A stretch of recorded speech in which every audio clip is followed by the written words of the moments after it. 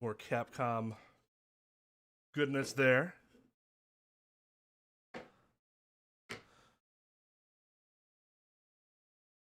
How's audio sound?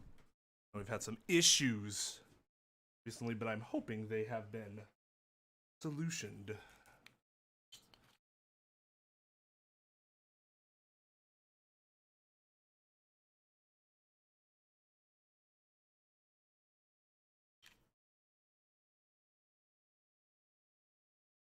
Megan.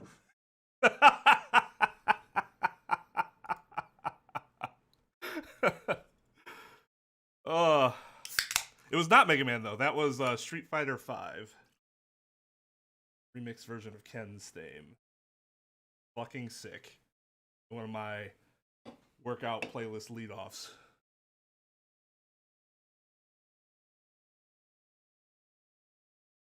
I'm fake. Don't listen to me. I don't know. I'm just not even a real person. I'm a fucking bot. I'm a fucking bot. Oh yeah, for sure. Very much the same spirit in the way the music's arranged, for sure.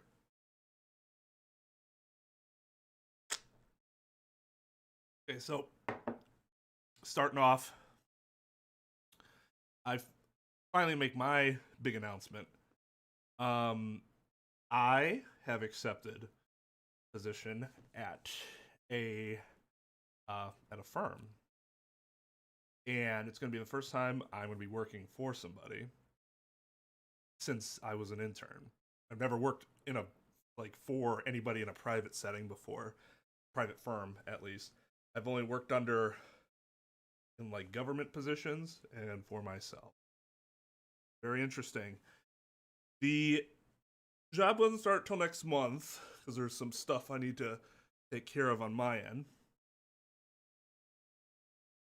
It is going to mean that we are definitely going to be reduced to a one stream per week for a while until my schedule more materializes a little more. So which most of the time it's gonna be Friday, but there might be a Saturday thrown in there instead, just because I might have to work a Saturday a month.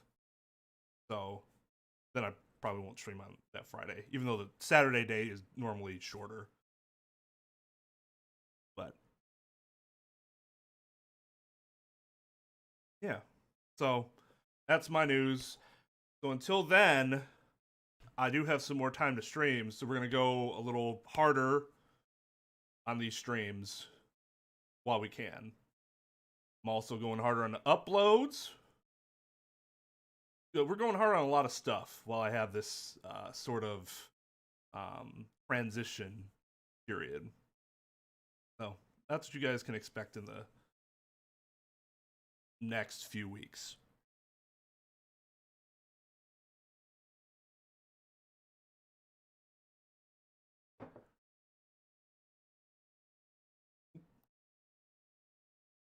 Thank you for the congrats. Fan sprite cases. Are they cases that you could just play yourself, or are they only the only way to consume them is to watch them? Yeah, it's big. Can't select my own schedule anymore.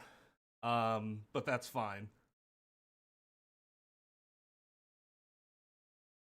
Been waiting for this change for a while. It's alright, Louie. You got it in before we even got to the first dialogue box.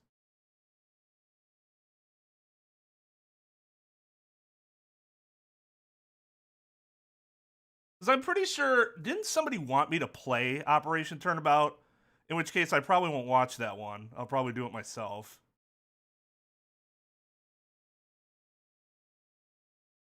Or am I thinking of a different one? Somebody has a list of the stuff in Discord. I'll review that later. Maybe it's not on there and I'm thinking of something else.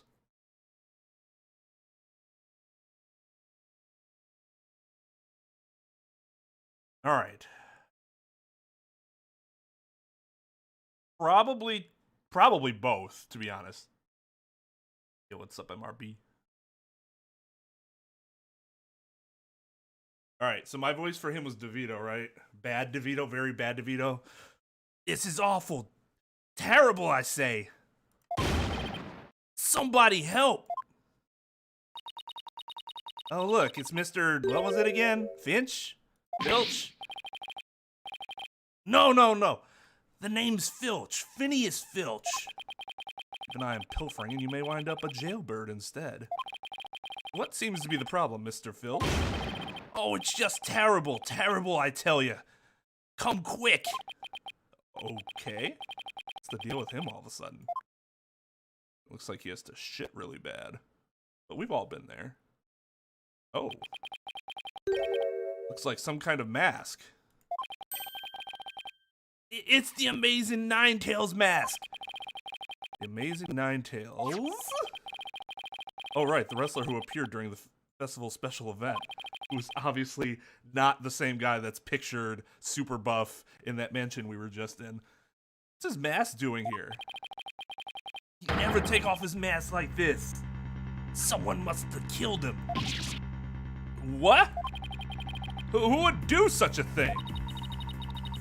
Let's go talk over there in private. Yo, what's up? Johnny and Paisano. I mean, he's dead. We know he's dead. Unless there's some really weird twist. Look. There's some white hair caught up inside this mask. Are they really gonna make us put together that he was king? king wrestler? Okay. Except he's a fox instead of a tiger, I know. So what makes you believe that the Amazing Ninetales has been murdered? You really want to know, huh? You're a studious one, ain't you? Yes, I mean, no. I mean, just tell me, please. Please. Well, it's like this. I dreamed of becoming a wrestler myself. Hey, how about you join me in the quest for the champion's belt? What a team. Me in the bandit's mask and you in that demon mask of yours. Demon mask? Wonder if I could make it big. Apollo, let's save your pro wrestling debut until after the trial. Huh? Oh, no. I wasn't actually. Why did I let him pull me off topic like that? Because you're a weak-minded fool, Apollo. Come on, Apollo, ask him about the Amazing Ninetales' murder already. Like, that's fucking him, right? Like...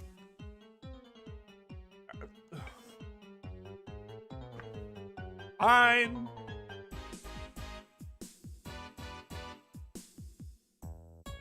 Hey, Randy and Flame. Tell me more! The Amazing Ninetales is our village's savior, and don't you forget it.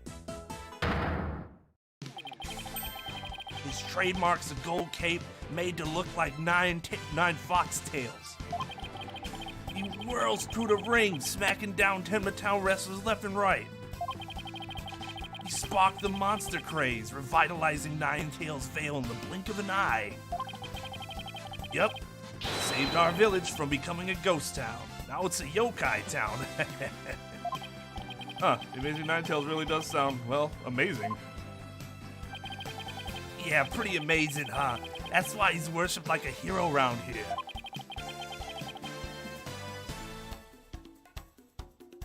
I'm proud to be from the same village as him. Come to think of it, you look kind of monster-like yourself, Mr. Filch. Guess it makes sense since you're from the same village as the Amazing Ninetales. Was that a compliment? I'll take it as one. I know a lot of people have told me I look like a yokai. So was that a compliment? Compliment and rejoicing. Youch! What's the big deal? Check your pocket. Hey, how'd you do that? Keep it, I got lots more. Oh, he stole something into us.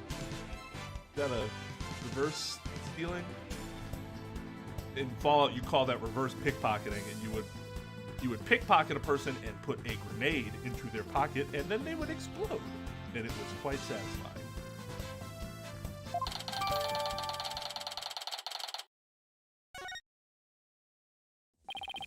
So you keep saying that the amazing Ninetales was killed. What's the story behind that? Are you saying he was murdered because his mask washed up along the river outside? That's only part of it. The main reason is no one's seen him since the special event. The word around Ninetales Vale is he was killed by Ten Matara. You villagers are really superstitious, aren't you? That we are. We love conspiracy theories, too, like the mayor's diabolical plot. The mayor? Of Tenma Town? What is he plotting? Rumor has it he's planning on releasing Ten Matara. That's why he wants the merger. He'll open the Forbidden Chamber once he's in control. That's quite a tale. Ain't finished yet. There was only one person who could stop the mayor. Our hero, the amazing Ninetales. He vowed to battle the mayor of Tenma Town and stop the municipal merger. I couldn't make this stuff up if I tried. That's meta. Apollo, we still have to ask him about the alderman's murder, remember? Mr. Filch, would you mind telling us what you were doing at the time of the murder? I was in the caretaker's office guarding the entrance like Mr. QB said I should. And I made double sure no one came in. I have a clear view of the foyer from where I work. You must be talking about this small room in the upper right. Definitely looks like you can keep track of the comings and goings from there. And you have an alibi to back up your statement, Mr. Filch? I do indeed. I was with Mayor Tinma's aide. Florent LaBelle's his name. Oh, the two of you were together? That's a pretty sound alibi, alright. Nobody came in or out of the manor around the time of the murder? Kept watch here the whole time. Didn't see a soul pass by. And if anyone did, that their security camera would have spotted them. So no one came in or out around the time of the murder. It means we're dealing with someone who was already inside when it happened. So do you think this mask is the real deal? Without a doubt. This here's the mask worn by the amazing Ninetales. What about that white hair I found inside the mask? Wait, I just thought of something. Remember the golden animal fur we found at the crime scene? Why did I? Wow, that was all over the place. Remember the golden animal fur we found at the crime scene? Could it have come from this mask? Look, there's even a spot where some fur is missing. And this place is this mask at the crime scene at some point in time.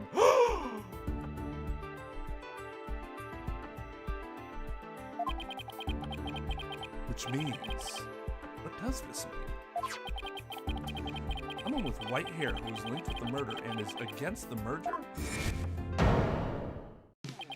No way! Could the amazing Ninetales and the alderman actually be?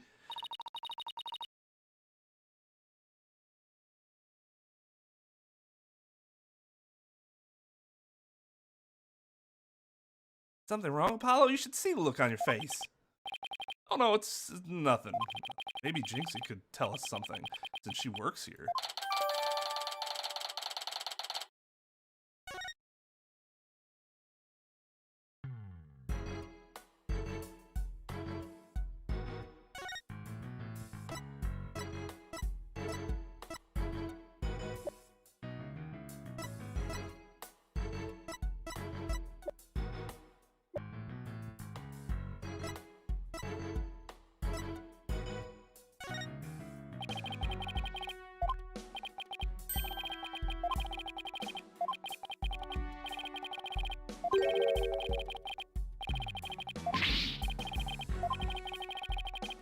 I should have known this was a dead end, especially since we were just looking over this diagram earlier. How ever could he have remembered that? Here?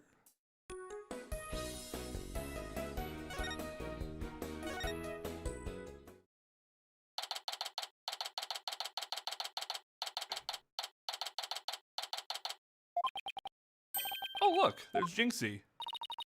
Milk, cheese, yogurt, ice cream, and... Sounds like she's out grocery shopping. She must really like dairy products. A charm to make a better milkshake and another to cure my lactose intolerance. Maybe she should just stick to soy milk. Jinxie, hey, it's me! Hey, it's the demon lawyer! Not another warding charm? Apollo? Who is she? Oh, right. This is her first time meeting each other. This is Jinxie, Mayor Tenma's daughter. She was the first to discover the crime scene. Oh, so she's the one who...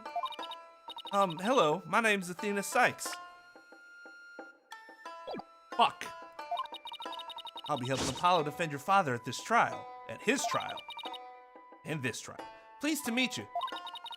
Pleased to meet you, too. Where's Drusy?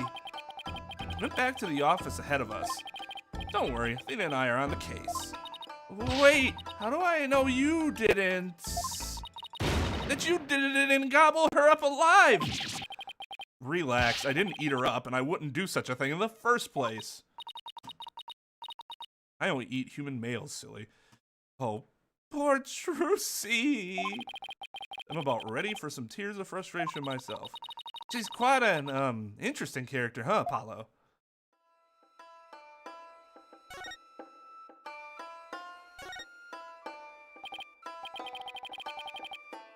What's up, Ran?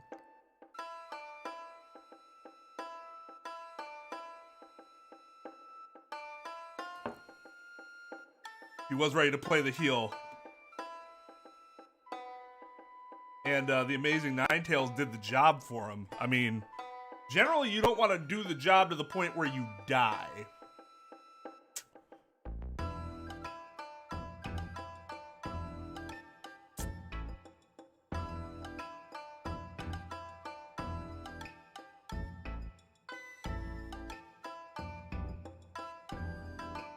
Maybe?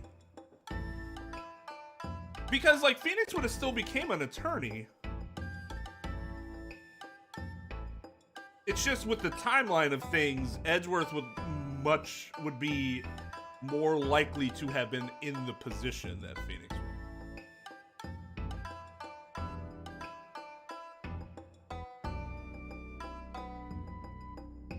Great moldering gnomes! The fuck is that? Never heard that one before. Is that a main thing?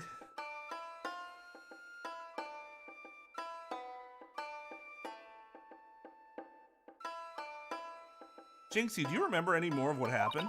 Not much. At least not yet. But you do think Tenma was the killer, right? That yokai we saw at the festival? I don't know anything about that! Huh? But you said Tenma murdered the alderman. It's okay, Jinxie. You can tell me. Yikes, what was that for?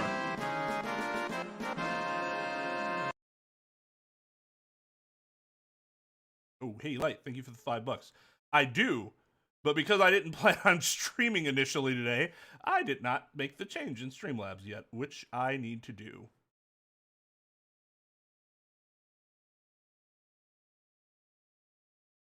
Actually take but a second. Now that I think. Last one's the one you want me to use, right? Lightgazer made us a new... Oh, Light, so question, It'll be transparent, right? Like, I don't have to apply a filter to it? Like a chroma filter?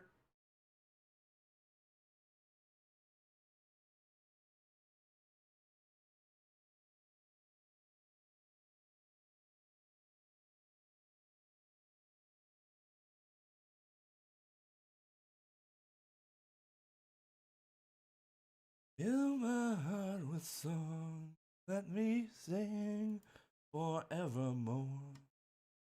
You for all I worship and adore.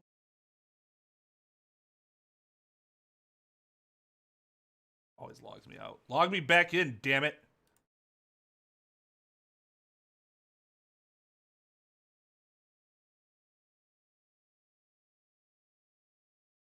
Over 60 powerful apps. Yeah, I know how this shit works.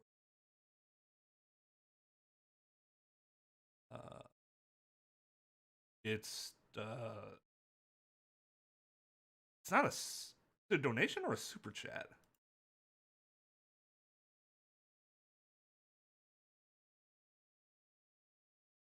It's a super chat, right? Yeah, donations are if you go through Streamlabs. Do this one. No.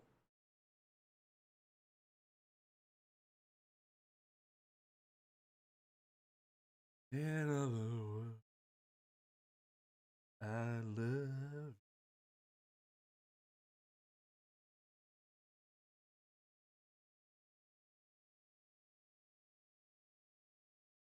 Probably should have paid attention. Or just not put it here. I put it. Here it is.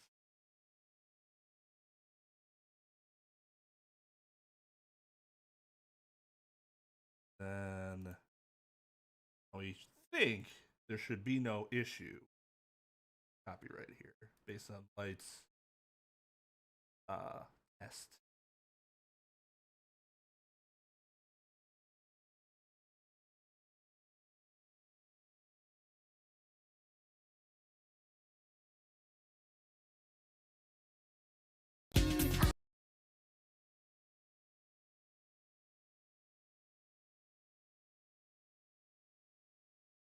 I don't know what the text will look like yet. Test. Shall we?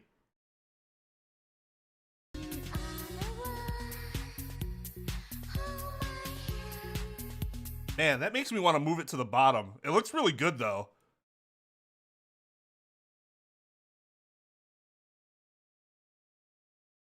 All right, there we go.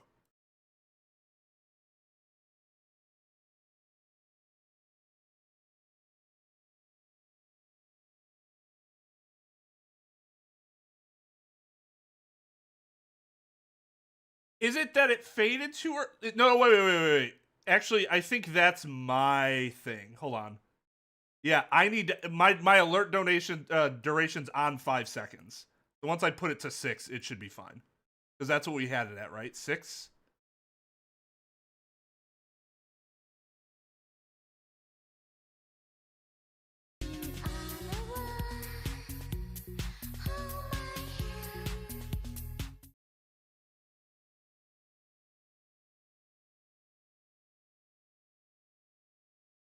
Okay, so that was moving from 5 to 6. What a generous donation.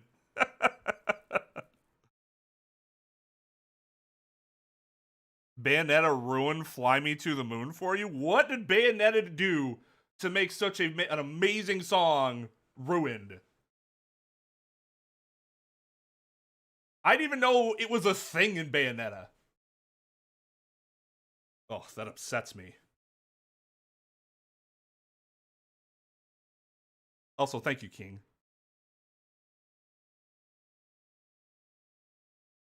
Got slapped with a charm.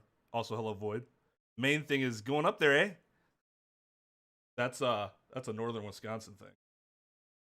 Going up north. Like, dude, you're already in Green Bay. How much more north can you go? Going up to Superior, eh? Like, whoop, yep, you got me.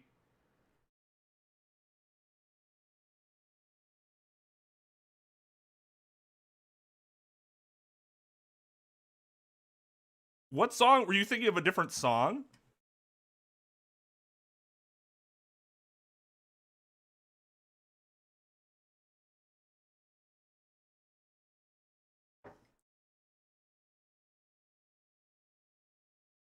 I'm not gonna play Bayonetta, so you can just tell me. I'm not gonna say you're wrong because I haven't played Bayonetta. I just have no idea what could possibly have done to ruin that song. Unless it's just like a really bad version of it. Because I mean, like, you can. If I made a version of it, it would be really bad because I'm not a good singer. So we know that's possible. Hey, Brian, what's up? Push it through. Push it real good. Boom, ba-da.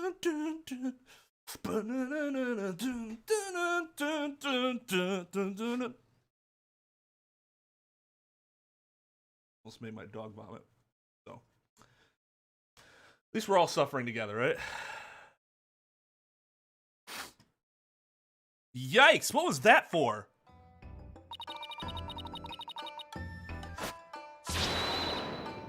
People say things when they don't get enough sleep. There is no such thing as monsters. Huh? It's gotten into her. So if there are no monsters, you admit I'm human? No, you're still a demon. Oh, I give up. Seems like Jinxie doesn't want to talk about Tenmataro for some reason.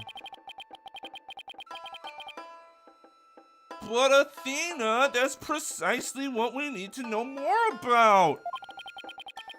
Besides, you definitely thought there was a yokai there in the fox chamber. Jinxie, about this charm. That's... You gave me this when I was heading off to the scene of the crime. You thought Tenmataro was the murderer. That's why you gave this to me, right? That's true, but... If there's anything else you could tell us, it would really help. And it will help your father, too. You should probably lead with that.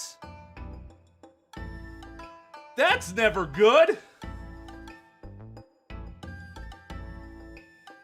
Fucking Apollo.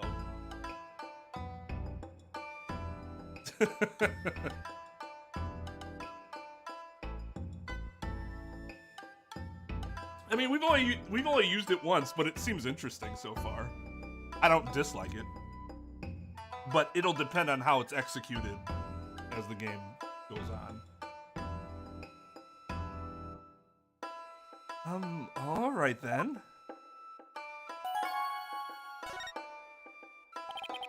Why do you think Tenmataro's the killer? I saw him with my own eyes. Tenmataro was right there in the manor. He escaped his prison and ran right by me. What? Jinxie, tell us everything you saw. I called the police after I stumbled on the scene. I was just about to head back to the festival grounds when I saw Tenmataro. It was right around here. It was running right at me. I was paralyzed with fear. There was no one around to help me. The foul beast raced right by me toward the foyer. Toward the foyer? Mr. Filch and Mr. LaBelle were supposedly in the foyer at that time. That means they would have seen Tenmataro too. Sounds like we'd better get their statements. Considering Jinxie's mental state, her eyes could have been playing tricks on her.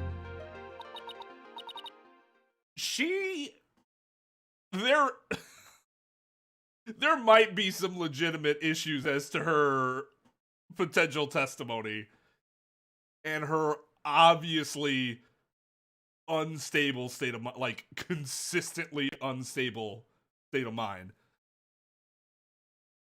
Like, I wouldn't be surprised if somebody like that simply couldn't testify. Like, they tried and they just couldn't get anything out because they just stammered to tears or something.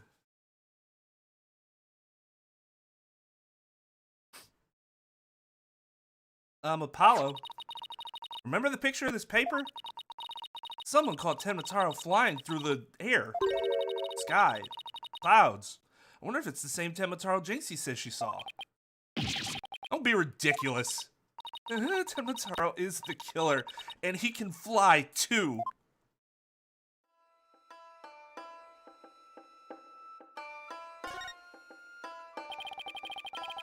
About the yokai you saw at the scene of the crime, anything else stand out? Actually, I heard this strange jangly sound. A jangly sound? Can you be a little more specific? My memory's kind of fuzzy. Yeah, as per usual. But I vaguely recall seeing Tenmataro holding a staff or something like that. Maybe that's what was making the strange sound. Temotaro usually carry a staff? Good question. I've never heard anything like that, and it's not shown on the scroll. How about in other documents? Any of them show Temotaro with a staff? This is the only known document depicting Temotaro. Really? The only one? After all, those who needlessly depict the demon are forever cursed. That is not a sufficient explanation. Then what's the deal with the Temotaro you saw, Jinxie?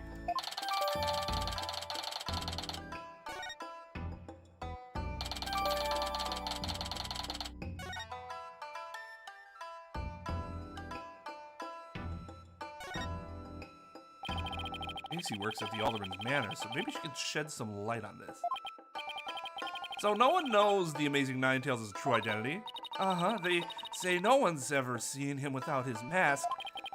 Doesn't that make you want to know even more? Uh-huh, that's why matches where wrestlers try to expose their opponents are so popular. Those are called... what now? Fuck. How are you still here? What are those called? Where it's like, it's usually just mask for mask. But now it can also be like mask for hair or something like that.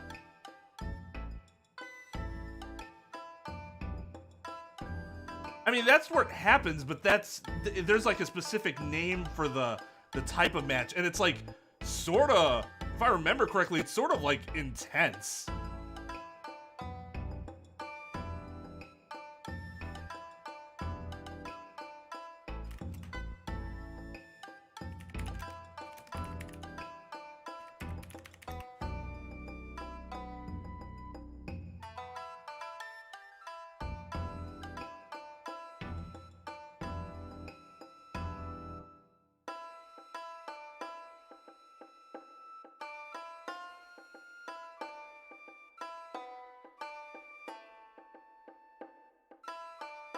With the importance placed on masks in Lucha Libre, losing the mask to an opponent is seen as the ultimate insult, and at times seriously hurt the career of the unmasked wrestler.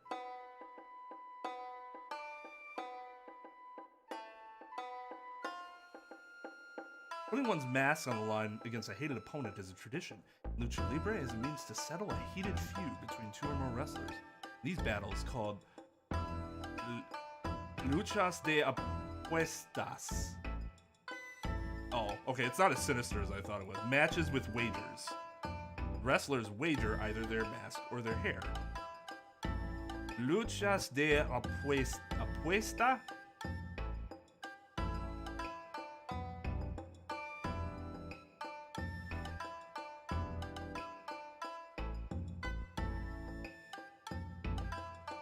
You know, with wrestling as it is, why would you agree to a match like that?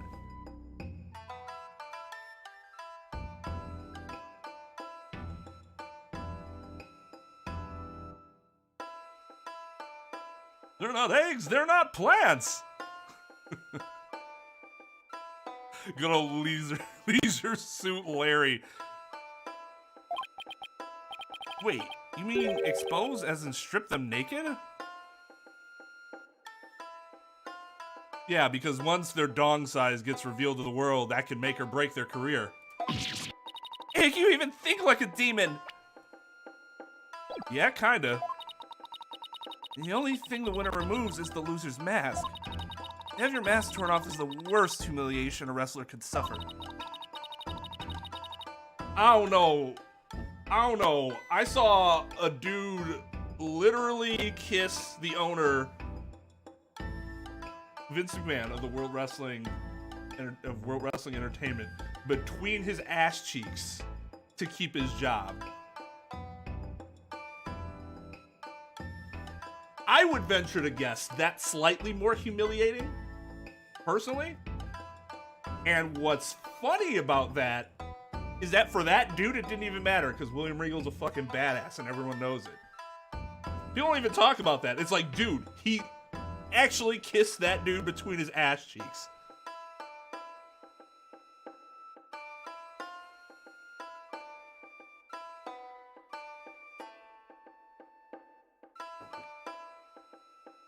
For honor, but the I guess in like real wrestling, but in like AAA isn't real, right? AAA is just as like, well, okay, I don't like saying real versus fake because the stunts they do are fucking real. There's a predetermined outcome, but all the physical pain and shit incurred is real. It's a staged. The outcome is known. So like, if you're a wrestler in AAA, why would you ever agree to losing your mask when it could destroy your career? Like, it has to be either you do this or we're firing you, sort of situation. Scripted's a better, I think scripted's probably the best way to.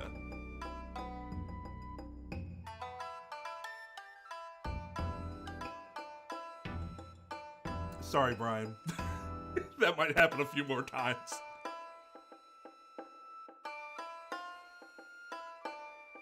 Yeah. Well, and that's why I got back into it, to be honest. Because, like, I went away from it for a while because I couldn't get over the, oh, it's staged. Like, once, you know, it got to the point where I was an angsty, cynical teenager. I'm just like, oh, it's scripted. I don't need to fucking watch it. Who cares? And then there was also John Cena, who, no. God, no. So, I went away from wrestling for a while. And then, recently, I'd say over the past, like, 3 years, I think actually streaming has been very big for this in general. It's kind of helped me, playing stuff that I wouldn't normally have played has kind of helped me be more open-minded in general about consuming entertainment and not being so overly harsh on that entertainment, or being harsh on it but still being able to enjoy it all the same. And so now I can watch wrestling. I know it's scripted. That's fine. It's still fun to watch, and those stunts are real fucking stunts. Like, saw a dude break his fucking neck last year. He has not wrestled since then because his neck was broken.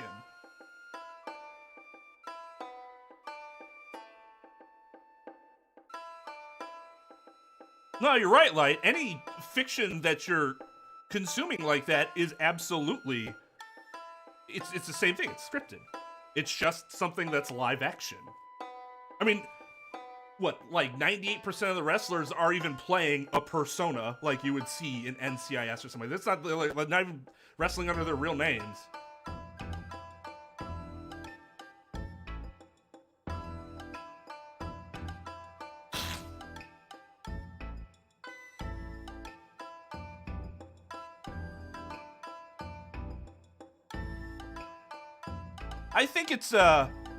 I think it's an easy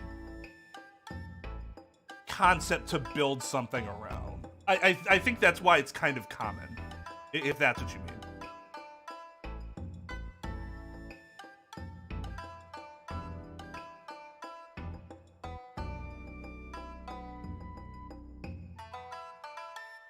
He was a police officer with a mask? Oh, Jesus Christ.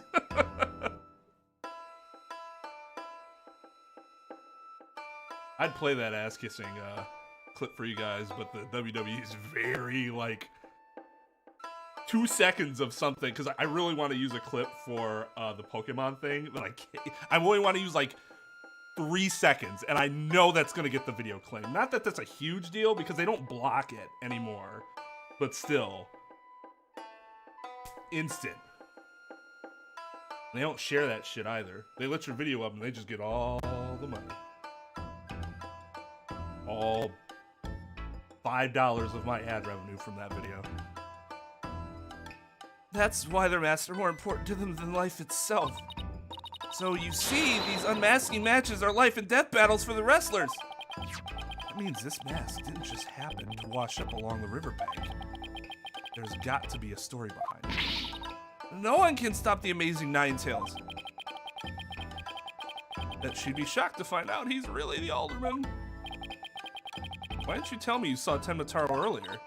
Actually, Mr. LaBelle told me not to tell. Okay.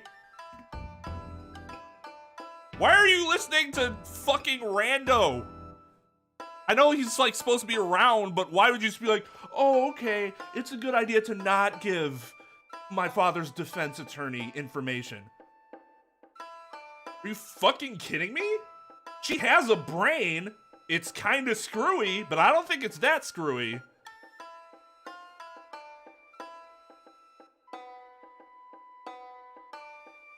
Yeah, I agree with you, Faisal. What should be the dono announcement? The ass kissing thing clip.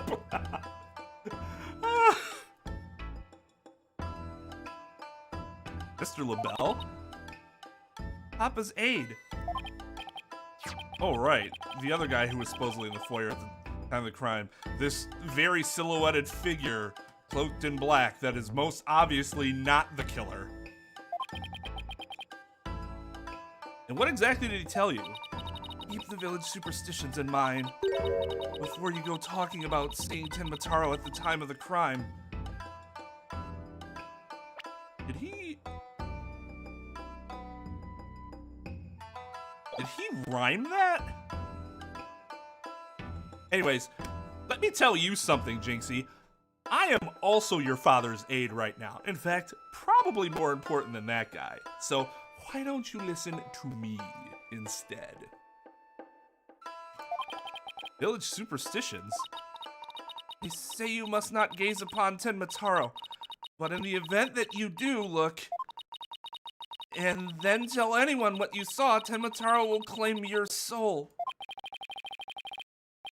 Okay, never mind. Maybe she is just that gullible. That's something everyone here knows. I was really loosely throwing around that word knows. And that's something everyone here believes? Sounds like a bunch of baloney to me. Man, don't bring baloney into this. Baloney isn't superstitious. Just puts itself out there. Stop being such a fucking hater.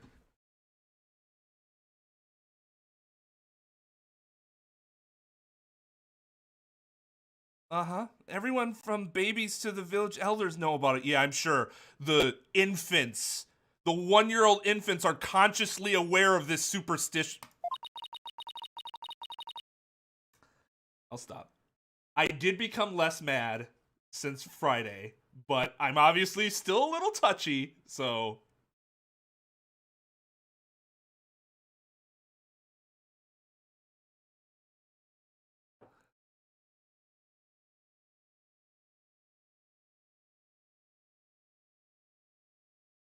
Oh, it was the stream.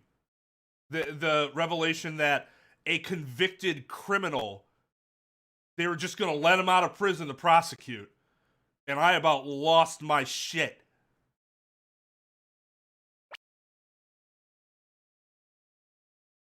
Trep, babies don't remember. Or know things like that, other than super basic functions. Very few things are they actually consciously aware about. You could tell them, and they can hear your words, doesn't mean they understand them, or will commit them to memory. That's never good. But I didn't, because I'm not from around here. Hey, come to think of it. Oh.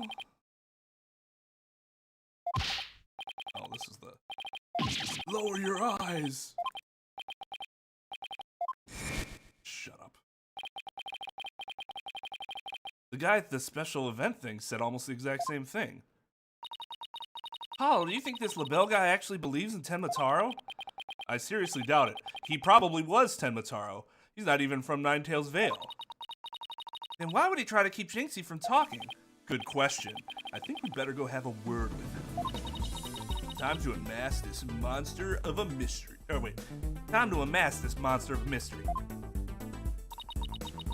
Last time I saw Mr. LaBelle, he was relaxing in the foyer. Bueno. Next stop, the Manor Foyer. With any luck, he'll be there waiting for us.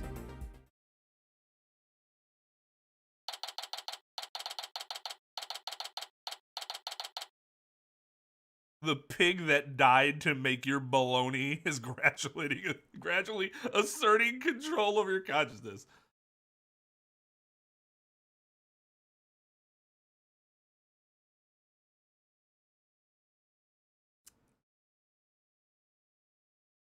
I don't hate the new detective.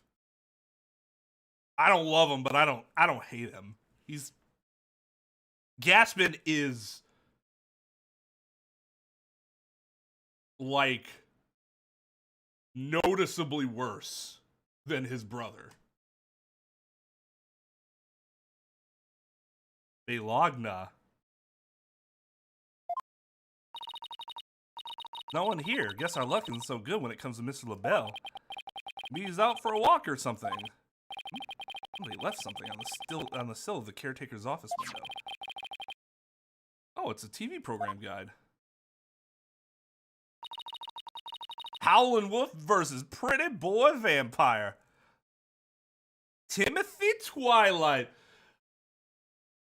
And welcome, everyone. This is Timothy Twilight here for another edition of Tenma Town Pro Wrestling.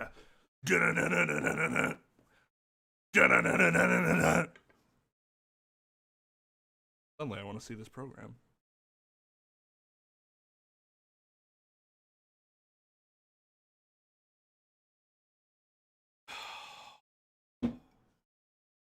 You know, I have eradicated so much of that from my mind that I did not catch the reference.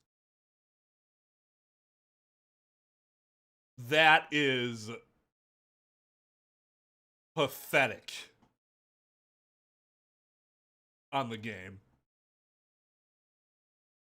Pathetic.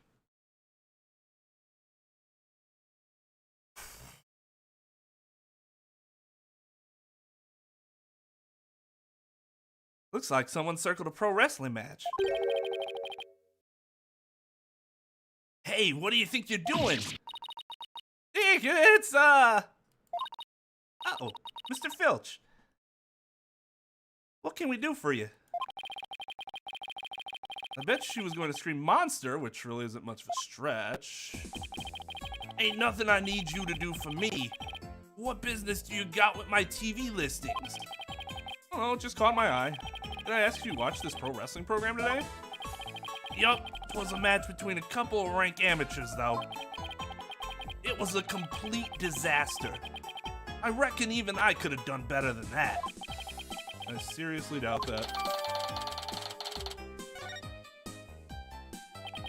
Almost forgot. There's something I wanted to ask you. Mr. Filch, did you see anything unusual around the time of the murder? For example, Tenmataro or something like that? Huh? Tenmataro? So you did see him. My, how clean and shiny your forehead is today, Mr. Lawyer, sir. Let's just shine it up every day, real purty-like. The ladies must love it, too. Don't change the subject, and for your information, that was a seriously bad attempt at flattery. Go in front of the feet and be like, oh, look,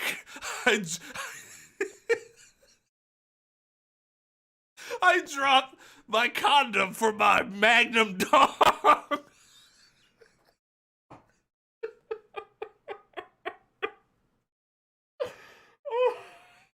Danny DeVito's character in Always Sunny in Philadelphia is so funny. Oh.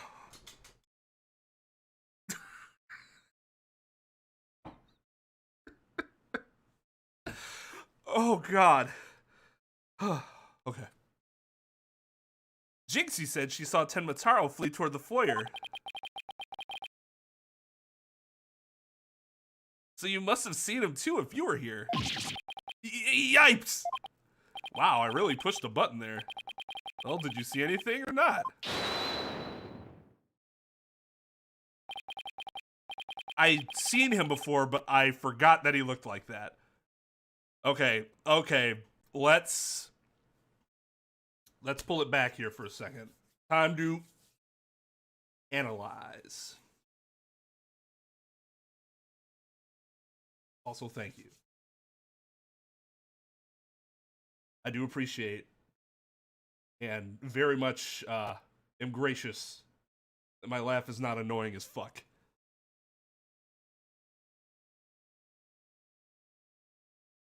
Okay. So, let's take a look at this. First of all, purple suit. Color scheme's not bad. With the dark purple and then like the pink shirt underneath. With the, looks like it could even be a plum tie if that's not black. I don't know, I feel like it has a purple tint to it. The shoulder things, a little much. But you know what? You wanna go and shine out like that, I'm not gonna hate. However, I am gonna get at a few things, including your fucking lapel and cuffs, which make it look like you're wearing a robe instead of a suit. Those 4 bow ties that are, what? Those are the buttons? That's embarrassing. That's embarrassing, sir. And then the shoulder pads. Come on, man. Just rock your shoulders. If they're a little weak, they're a little weak. The actual structure of the shoulders aren't everything. You obviously got some swag. Just roll with it.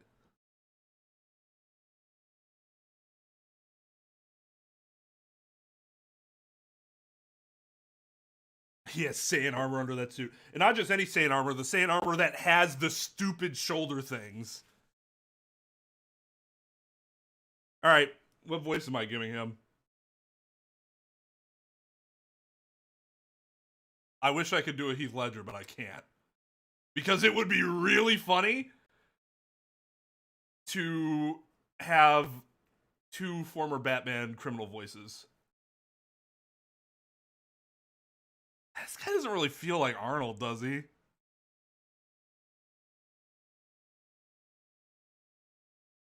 You want to know how I got these shoulder pads?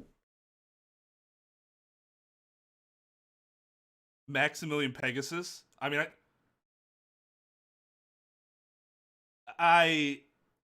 that's a good suggestion. However, I'm not sure I can really do it.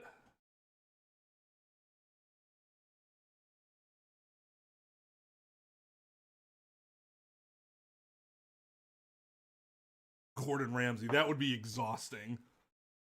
Even more exhausting than Arnold, because at least the Arnold one I've like done for a while. Isn't an extremely snootish, better than down nasally voice just Edgeworth, though?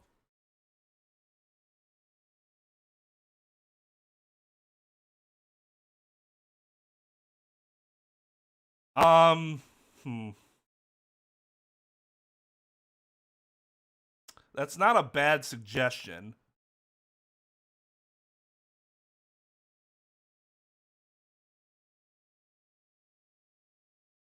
No, that voice is too much like I gave to, what's his face in, Great Ace Attorney. Hold on, let me hear Pegasus real quick again.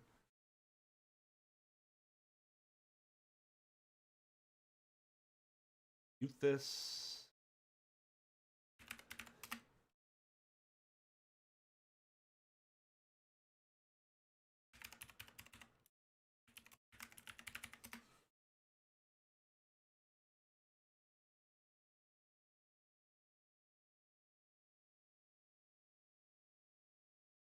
Oh, that's right.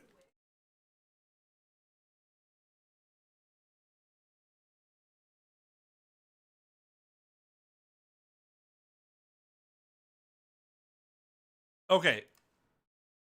So, like, I guess I could try it. I'm worried that it's gonna end up becoming too much like Edgeworth. Not on purpose, but it's because I'm just kind of a nasally person, so it kind of just drifts that way. That is quite enough. I must ask that you not pester my friend anymore. Yipes! Forgive me for being pestered, sir. And you are? I am Florence LaBelle.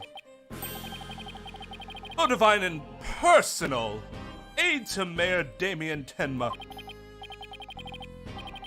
Not gonna lie, this is kind of a well put together face. Like it's like the actual expression itself has like a lot going on. Bow divine? More like yokai grotesque. This place is crawling with monsters. Don't judge a book by its cover, Apollo. Ah! What the heck was that for? It was just a little cologne. You had a look of stinky sweat about you.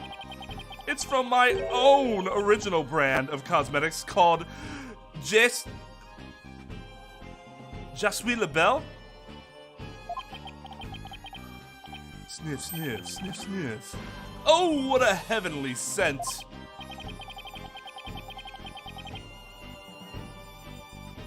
Ugh. Is it J or J?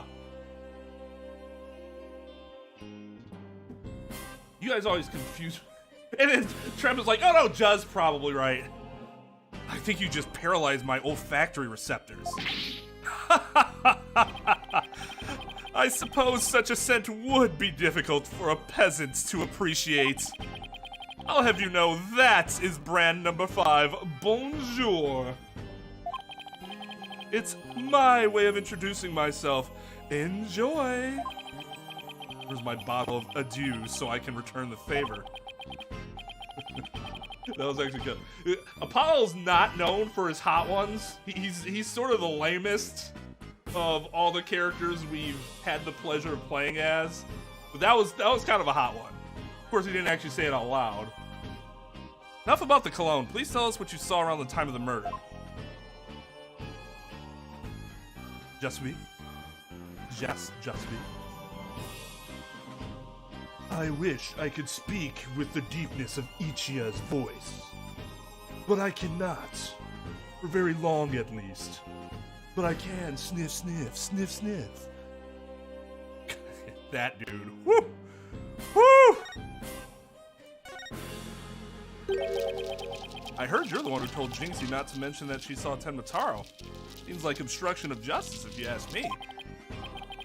Why, that's little. So she told you she saw the demon, did she? Mr. LaBelle, do you mind if I ask whether you believe in the village superstitions? Oh, please. I was merely trying to keep with traditions. Nevertheless, I will say this. I wouldn't stick my nose into this whole Tenmataro business if I were you. Oh, well. I guess I'll just throw in the towel then, won't defend the guy, and be like, oh, fucking your aide told me not to do anything, so a bad dog.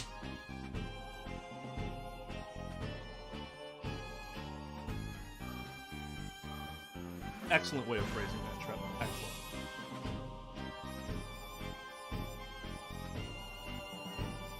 It means I am. I know that. Bad things happen to those who do. That much is true. He is one scary monster. That's crazy. You really expect me to believe that monsters are real? I mean...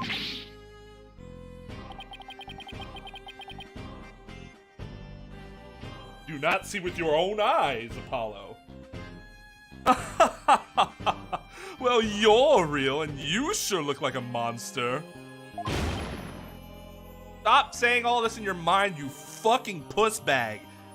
Look who's talking. Look who's talking. So, Mr. LaBelle, ah!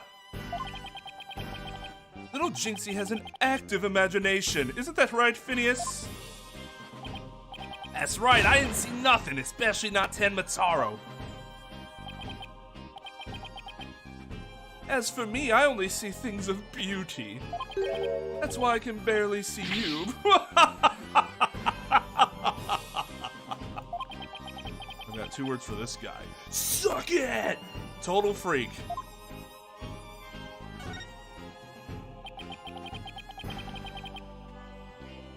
Can I ask what you were doing at the time of the crime? In other words, you'd like to hear my alibi. To think you'd suspect me of all people. Oh no, it's just a formality. We ask— ah! How dare you doubt me? That's an affront to beauty itself! You obviously can't see straight. Like that spritz really helped.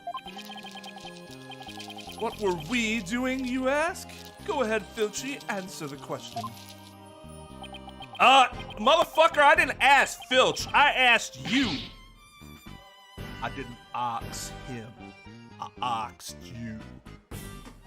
At the time of the crime, we were, in this here foyer. Exactly. Good answer, Filchy. Good answer. Good show, old man. Good show.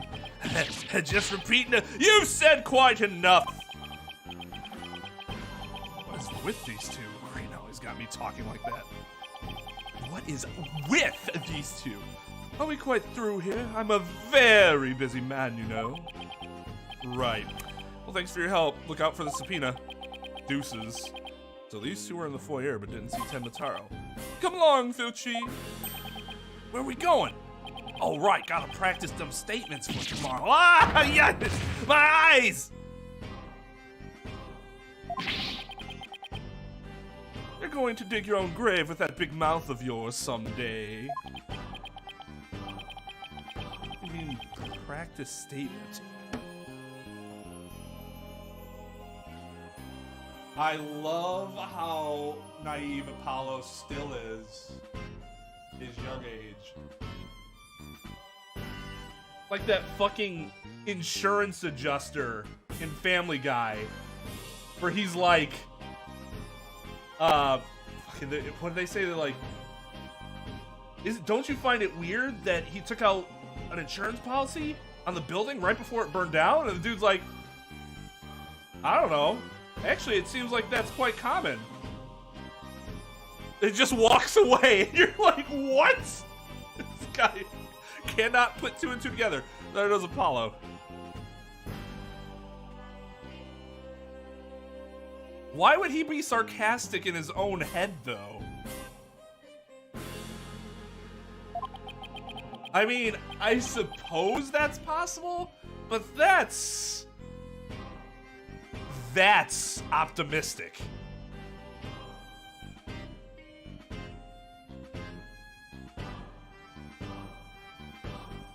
The way that it was written led me to believe like he was genuinely questioning. I do that sometimes when I watch stream. I just keep those comments to myself though.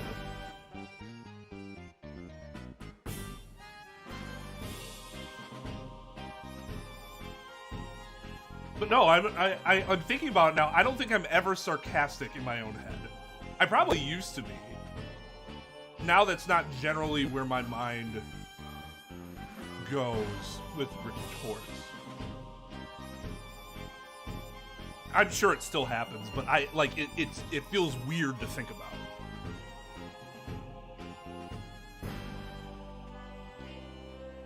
Now, if you'll excuse me, it's time to touch up my makeup. Apollo, I know this sounds strange. Mr. LaBelle seems unusually preoccupied with Tenmataro. Really? How can you tell? See, that was written like it could be sarcasm, but we know it's not, right?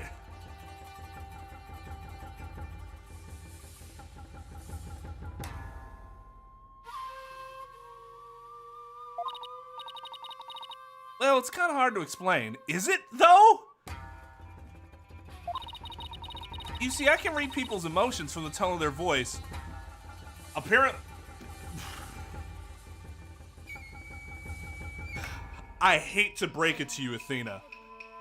This is very obvious to anyone that has a functioning brain. This is not some superpower of yours to see that that guy's preoccupied with Tenmataro. You mean you have good ears? Something like that. People's emotions are expressed in the tone of their voice. And in a lot of other things, too. My ears can pick up on even the subtlest of tones for some reason. Dude. This is...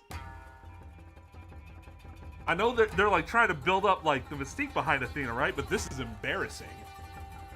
Like, why do it in a situation that's so insultingly obvious? Not that it's necessarily obvious that he's a killer or not. I think he probably is. At the very least has something to do with it. But like, just the way that interaction went down. Like, what? Are they assuming everybody's new here? I guess, maybe? My ears can pick up on even the subtlest tones for some reason. Yeah, you know what superpower she possesses? Active listening. That's an interesting skill. Lord knows I don't actively listen, because otherwise I wouldn't have all these stupid fucking questions I'm posing myself all the time. But what do you mean he's preoccupied with Tenmataro? I'm not exactly sure, but it was like he was obsessed with the thought of Tenmataro. That's what I picked up from his voice anyway. Everywhere we turn, it's Tenmataro this, Tenmataro that. We should go talk to the mayor too. Sounds like a plan. Need to get to the bottom of that rumor about him wanting to release Tenmataro.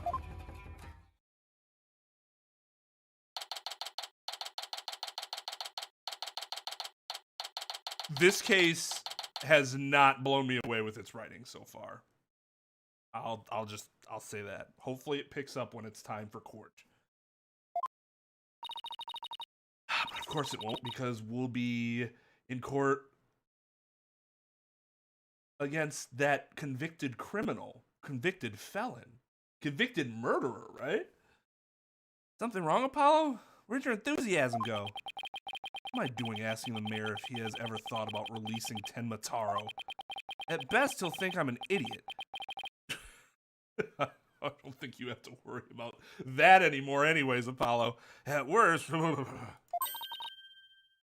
Oh, he's here!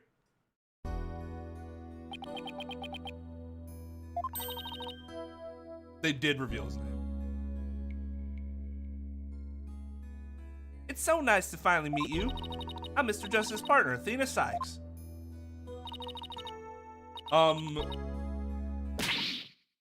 Nitpick. You can't throw around the word partner willy-nilly when you work at a law firm. Because there is specifically something called a partner at a law firm, and guaranteed she is not one of those yet. Apollo isn't even one, at least as far as I know.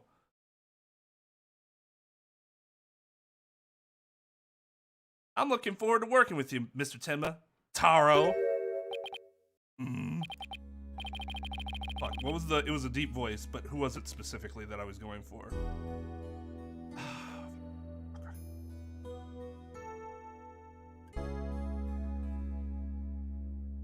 Yeah, oh, it was Batman, thank you.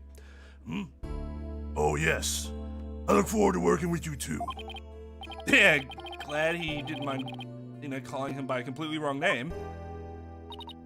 Apollo, he's just as kind and gentle looking as I'd imagine. Lucky for you after that blunder you just made. There was something I wanted to talk to you about. There are rumors going around about how you wanted to, or did, set Tenmataro free. What utter nonsense! Yikes! They always assume the worst of me because of the way I look. But those rumors don't have a shred of truth, I tell you. A little touchy about his appearance, isn't he? For somebody that wears a bunch of fucking wards around his head. What he really needs to work on are his people skills. Apollo is not the greatest people person I've ever seen. So rumor has it that you wanted to push the merger through in order to release Tenmataro. Of course, that's a bunch of baloney, isn't it?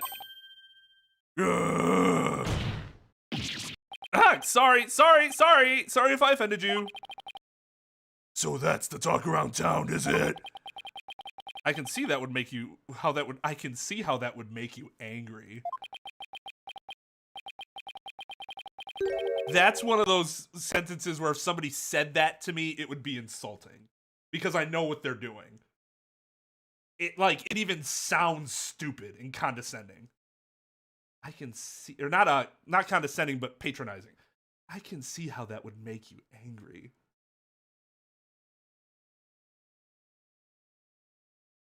What if Jinxie's schoolmates start teasing her about this?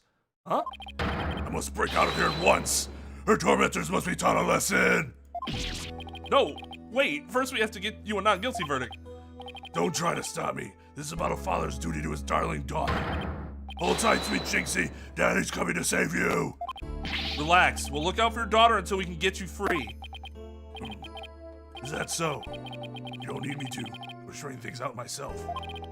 Whoa, boy, whoo! They better call on the SWAT team if he showed up at her school. Oh, right, I want to ask about the reason behind the murder.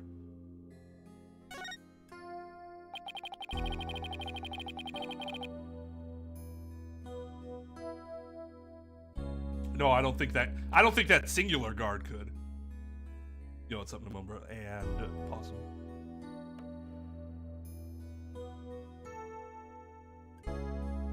Tell me where a bird is. It seems like you were rather forceful in pushing for the municipal merger. Do you really want Ninetail's Veil that badly? Yes, well, it's quite an attractive prize in terms of tourism.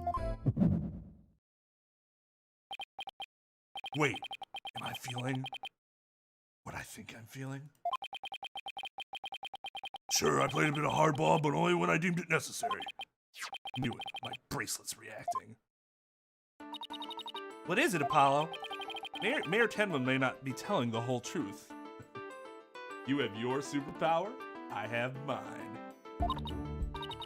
Really? How can you tell? Well, you have very good hearing, I have very good sight. People invariably tense up when they lie. That's where my bracelet here comes in. I can sense when the person I'm talking to is feeling tense, because it begins to feel tight on my arm.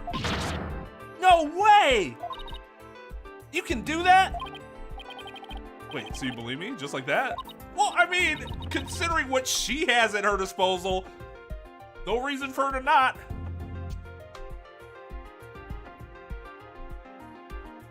Not that I remember. This would be the first time. Unless it happened in 4.4 and I don't remember it, like, when it did. You're not the only one with the game's mechanic. If I had glasses, I'd be pushing them up really condescendingly right now.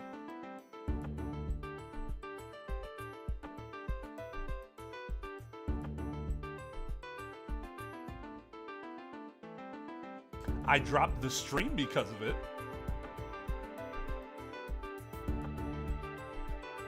But I'm in too deep. We'll just roll with it, even though if it is pathetically ludicrous.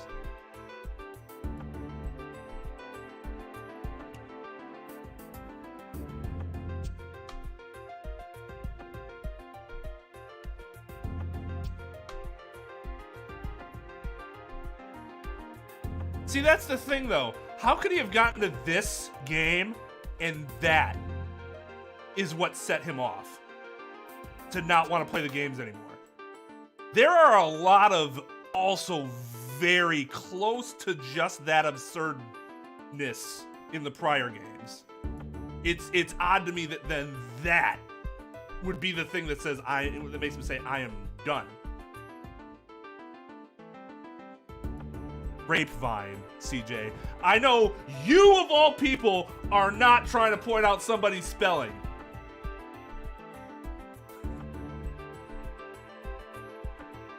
Sessions like what? Our streams are like client speaking to clients. Because you are allotted a certain amount of time. At least in all the jails I've been to. Actually, that's not true. The more populous the jail or prison, the more restrictions you have on the time availability. However, you can go to some prisons that are have a lot less volume, and they give you way more leeway in how long you can talk to your client. Like one of them just said, "Hey, just let me know when you guys are done." This is where I'll be. No time limit, no nothing. Just tell me when you're finished.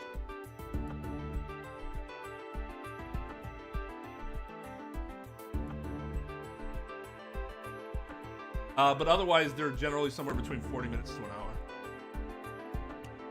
I've pushed for an hour and a half if I thought I needed it. Although those were only in what are called close contact meetings.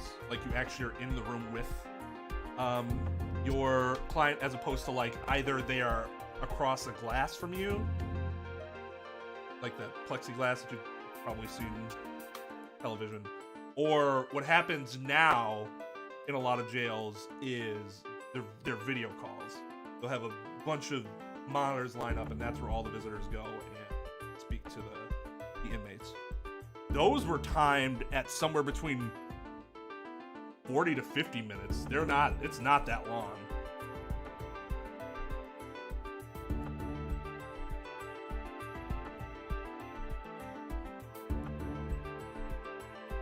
I felt like I explained myself already, but if someone else in chat would like to summarize my thoughts on the matter so that I don't get back into a bit of rage, that would be great. Sure, each of us has our own special gifts. Oh yeah, Athena has a gift too, a special sense of hearing. Still, what do you think the mayor is lying about? I don't know, but it's our job to find out. This is what I do. I go back and have him repeat all of his statements, and then I pay really close attention and freeze time so that I can look all over his body. Not like completely freeze time because the tenseness is still going, but everything else is frozen. It's been a while since my bracelet last reacted like this. Well, it's been a while since you've had a case, apparently. Let's see if I still remember how to do this. First, I tap my bracelet. Like that. Watch. Let's give it a whirl.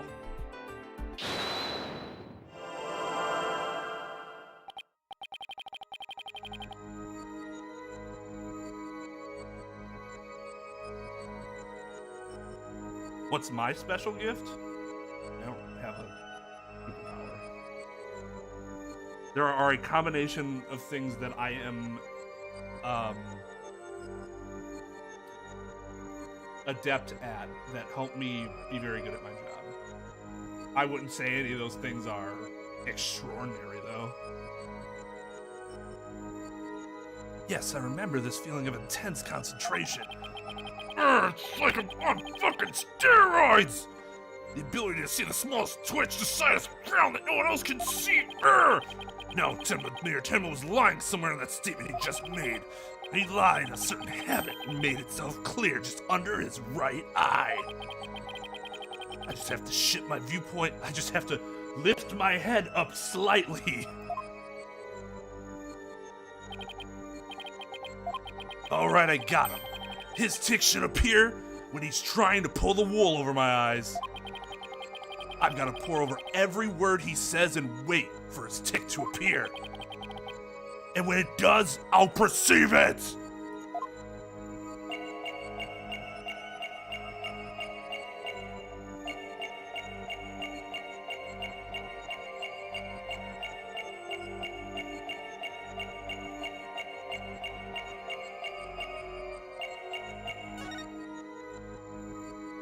Gotcha! Tourism is below the baloney. Oh, thank you, Rand. If I could have a power, which one would I want? Ooh, that's a good question.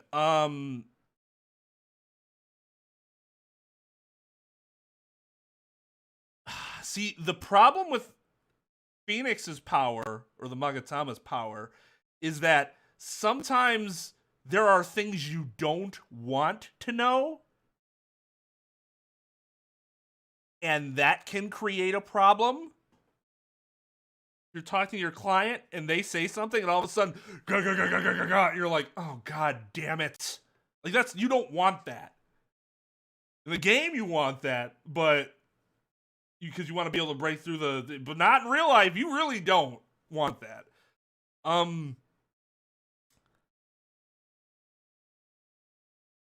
Apollo's ability can be very hit or miss, in that I think there are certain situations where people can easily explain away what he's trying to accuse them of. Like, you must be nervous because your eye twitched. Like, yeah, muscle spasms happen under stress, bruh. I don't think Apollo's power works as well in the real world as it does in the game world. Which, I mean, it's fine. It's a game mechanic. I don't, it's whatever. So maybe Athena's, but I've only done Athena's thing once, so I don't really have the full scope of it. And Logic Chess isn't even a power, it's just Ezra being fucking awesome.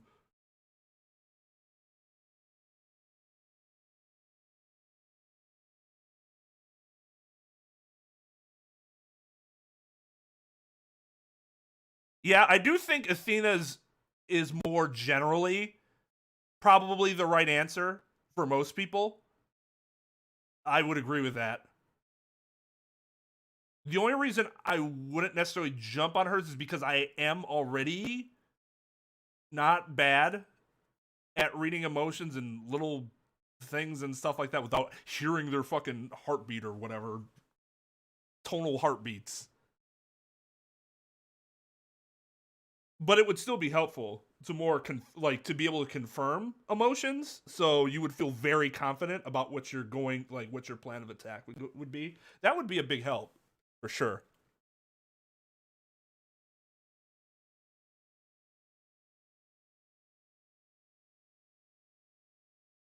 What are you hiding from me? Your eye just twitched. Ah! Jinxie's power. You just want to slap people in the face.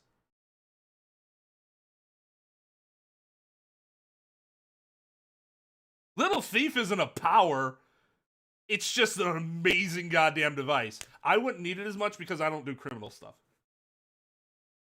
very often at all. Like, I might do it a little more in my new job, but still not a lot. It's going to be a rarity.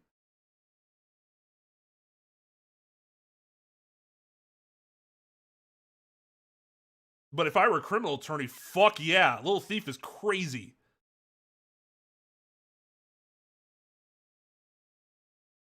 Well, I mean, the black Cyclops are only unbreakable if you're a little bitch like Phoenix.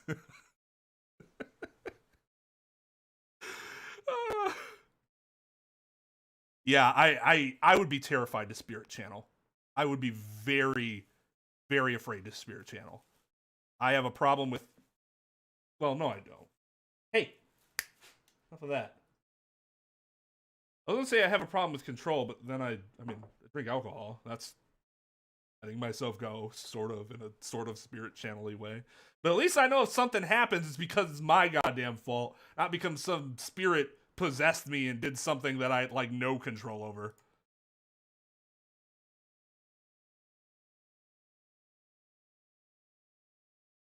Sensitive hearing, but not the emotional. I mean, and that might develop. It might not. But it's something that might develop. So you have, like, you already, like, have the thing that, like, if you don't have it, you're not going to have it. And the thing you don't have is something you might be able to progressively improve. Maybe. Not a guarantee, obviously, but...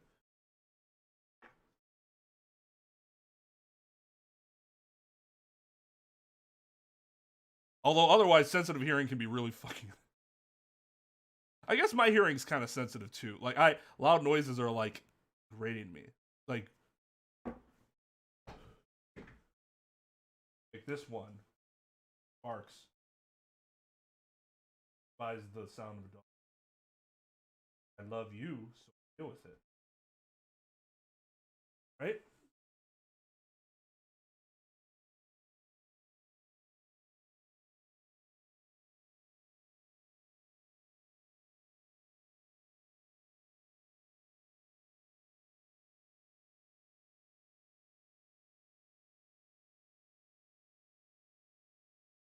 That's a good question. I don't remember if they confirmed whether it's just because Maya wasn't experienced and that was a real thing, or if that was just something they made up to build the case against her. Hello, Zeph. How's it going?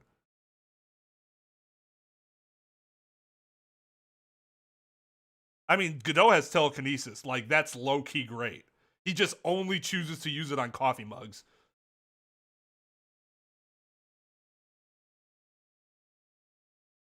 Yeah, I mean, like you said, Brian, it would actually be incredibly helpful for society at large, but it would suck for the spirit or the channeler. Mr. Mayor, please, you can trust us with the truth. The truth? I don't understand. When you mentioned tourism, the bottom of your right eye started twitching. What nonsense is this? So what if it did? Please, tell us more about your merger bid. What more is there to tell? Why were you really seeking to merge with Ninetails Vale? I already told you, tourism. Monster Craze really revitalized the village, making it quite the prize. You really don't trust us, do you? What are you talking about? The village has been hot property ever since the Monster Craze started, has it not? I think you've yet to realize that what you're saying contradicts the facts. You say that the Monster Craze really revitalized Ninetails Vale, so you felt it would be an attractive prize for its tourism, but that would contradict this.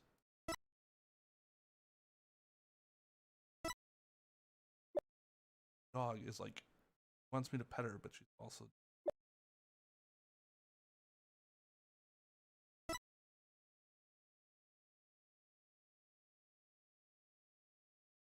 This? Because it's about the Ninetails, like... Take that! The monster craze in Ninetails Vale is a very recent phenomenon. It was sparked when the amazing Ninetails rose up against the municipal merger. The village was practically a ghost town before this. So, you see, you couldn't have possibly seen it as an attractive prize for its tourism. Unless you knew some random mass wrestler was going to rise up in reaction to your demand of merger. What's the real reason behind your push to merge Tenement Town with Ninetails Vale, huh? Well,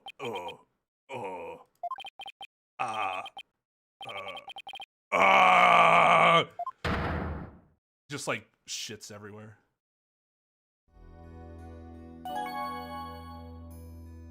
Okay, sorry. I had to take...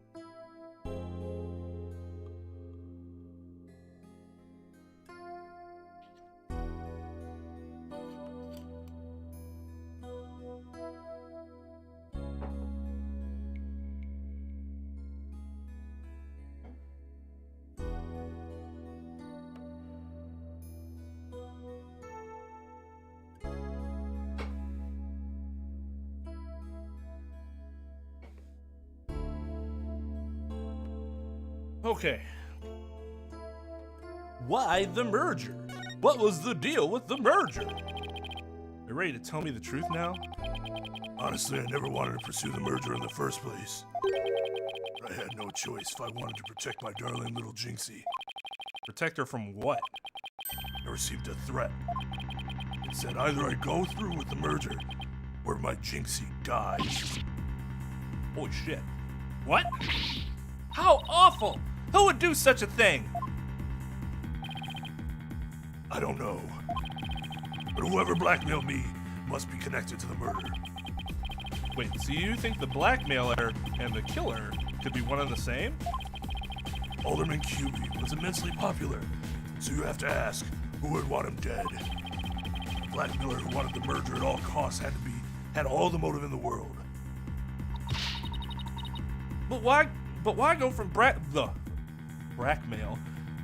But why go from blackmail to murder? The merger protest won't disappear just because the alderman was killed. Could it be? What if there was another reason for the murder? Like what? Maybe the blackmailer discovered Alderman QB's secret identity, and his secret identity was a threat to the blackmailer's merger scheme. What do secret identities have to do with anything, Apollo? I have evidence revealing the alderman's secret identity. Maybe it's time to use it. It's called common fucking sense.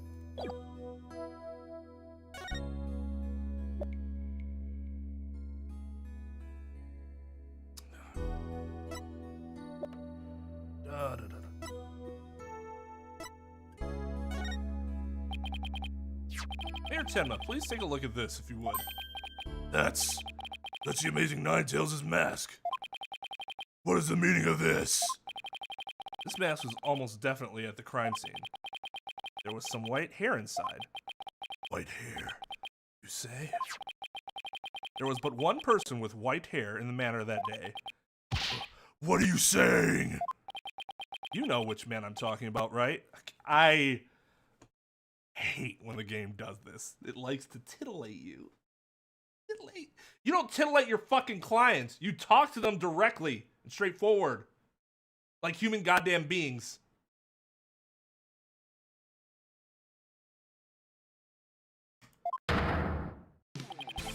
I'm talking about Rex QB, the amazing Ninetales himself. No way! The alderman was impossible! Wait, come to think of it, Alderman QB was a former pro wrestler. Well, the blackmailer turned killer when he discovered the alderman's secret identity. Did I just say that? But yeah, the amazing Ninetales was a threat to the blackmailer's scheme. He opposed the merger, and as a result, he single-handedly sparked the monster craze. Even so, what was the mask doing at the crime scene? There had to be an event at the manor. Maybe Alderman QB had taken part in it, if you get my drift. Dude, just say it!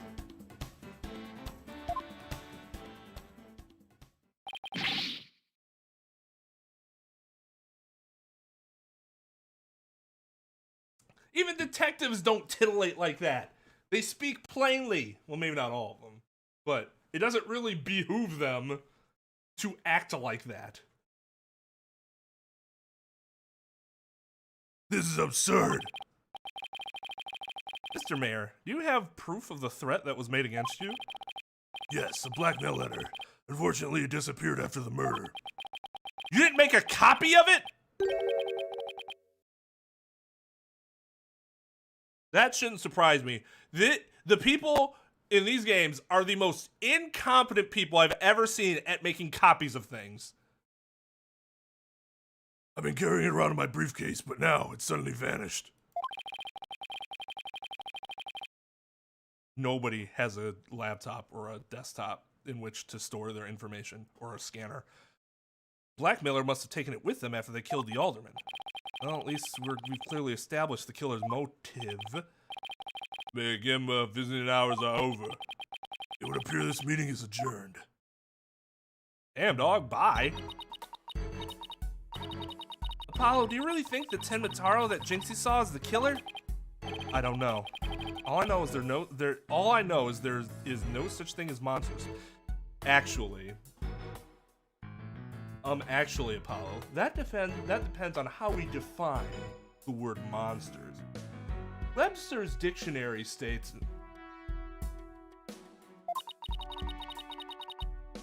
Say that for a objection on LOL debate. What about that newspaper article? Could the killer have purposely freed Tenmataro to do their dirty work?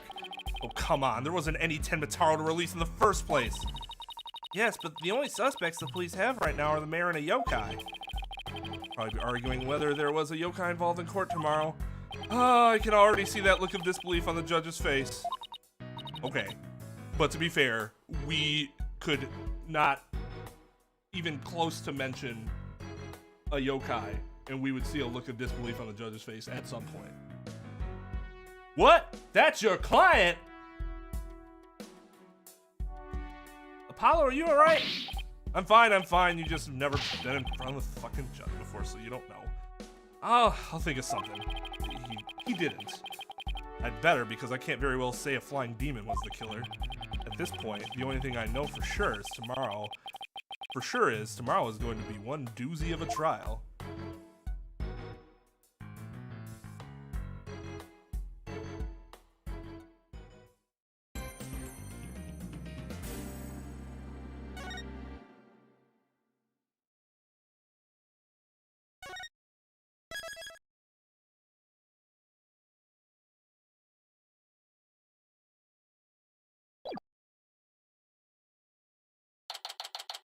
And if society is the true monster, and we are a part of society, that means all of us are monsters. And thus, Apollo himself is a monster. Maybe that's where all this denial comes from, because he's not willing to accept himself for who he is.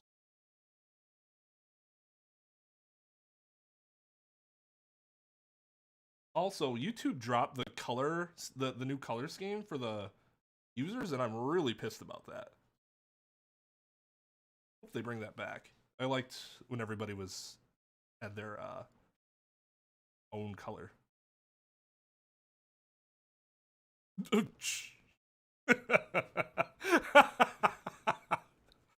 Oh my.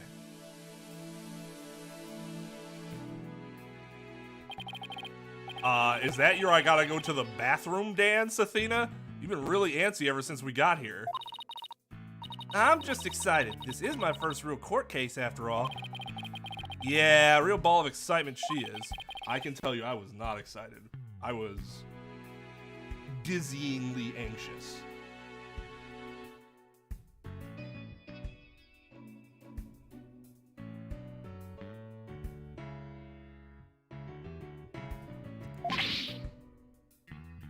Athena! Hey! Didn't you ever learn about indoor and outdoor voices? I'm just trying to show you the best... No, by the way. I'm just trying to show you the best way to relieve your pre-trial jitters. Not scaring the daylights out of me? No, I find that shouting, "I'm fine!" in a loud voice really relieves stress. Part of my Chords of Steel voice workout and a must before every trial. You want me to shout? Here? That's right. Here, I'll go first. Then you try. I'm Apollo Justice, and I'm fine. Let's go. All right, I'm Athena Sykes, and I'm fine. I think that actually worked. I thought it might help. Always works for me. Anecdotal evidence, Apollo. How dare you call yourself an attorney? An old friend of mine from junior high and I say it all the time.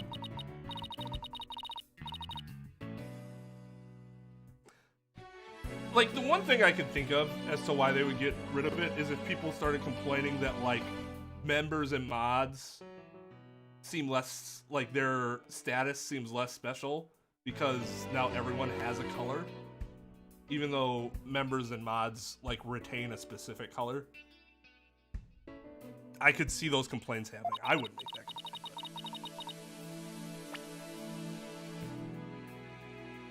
complaint. I see. A proven remedy to calm the soul. I like it. Hey, how about we finish off with... A race around the courthouse. Point is to relieve stress, not get totally exhausted and smell. What's with all the racket, you two? Ah, Mr. Wright. Just a little voice workout. Hey, what's with the suit? Oh, this? Oh, it's actually the suit I've always worn. I just added the vest.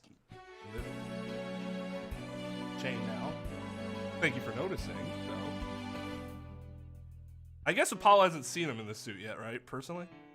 I was thinking about getting my attorney's badge back, that's all. That's all? That's huge news! But why now? I have a feeling I'll be needed in the courtroom again sometime soon. Okay there, Mr. Conceit, let's back the fuck up here. Good God.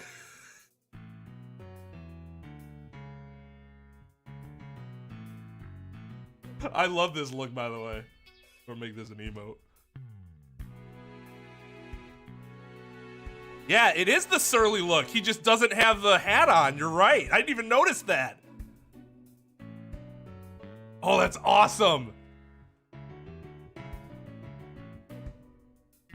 Well, I mean... Oh, I don't have a fucking suit on. Lapels just have that. It's not like it's... Like... Well, I should say some lapels have it. Not all of them, I guess. It's not necessarily like something that he poked out. It could have already been there. But that's one reason not to ever have those on lapels, at least like pre-existing on a lapel, because otherwise it can look kind of weird just depending. But I think like two of my suit jackets have like a slit there.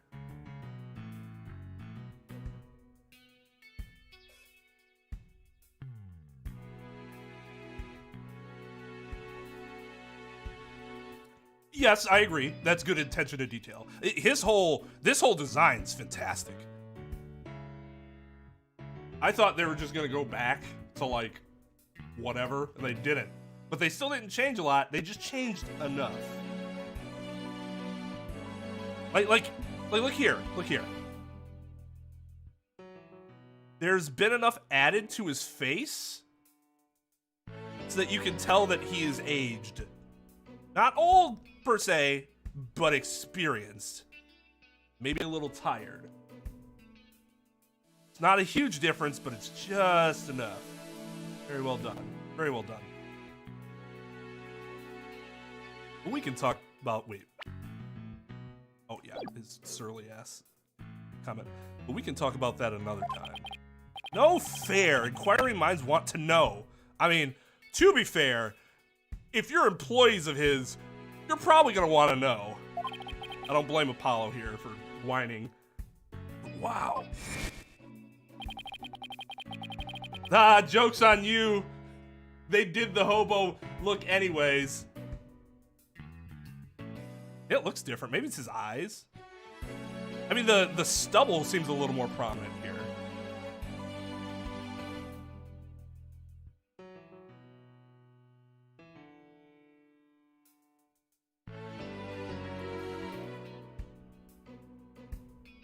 Phoenix is what, 34 now here? Yeah, he should probably start showing a little, well, he didn't practice law for 7 years. Maybe he wouldn't be showing any gray. Although the fact that he got hit by a car and was implicated in a murder trial twice in his life so far, you think his hair might have undergone a bit of rapid aging. I'm 36 and I have little grays everywhere. And I have not been accused of murder 2 times or hit by a car. So used to him in his usual laid-back clothes. 3 times. 3 times. But no, I mean, he could dye his hair. Some people do that. I wouldn't, but that suit makes him look like $1 million. God, Apollo. Just say $1 million. It sounds way better. By the way, have have you heard about the prosecutor assigned to this case? Yeah, it's fucking absurd. He's serving time, but before that, he was a prosecutor. He also uses psychology? What is this? Who uses that in their jobs?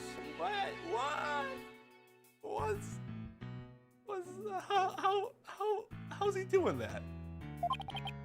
That's right. I've heard the rumors about how he was back before his conviction.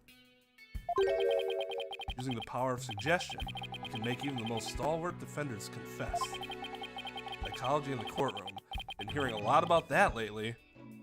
Probably because I'm just an ignoramus. I despise how much they're making it seem like this is some novel concept. It's a basic part of being an attorney. A basic part. It is explicitly told to aspiring lawyers, you're not just your client's attorney, you're kind of their counselor too. Oh, but psychology wouldn't come into that, right? To counseling? Making sure to handle their emotions? It's insulting. It's fucking insulting. I should be proud. They're making it seem like this super common skill is a fucking superpower.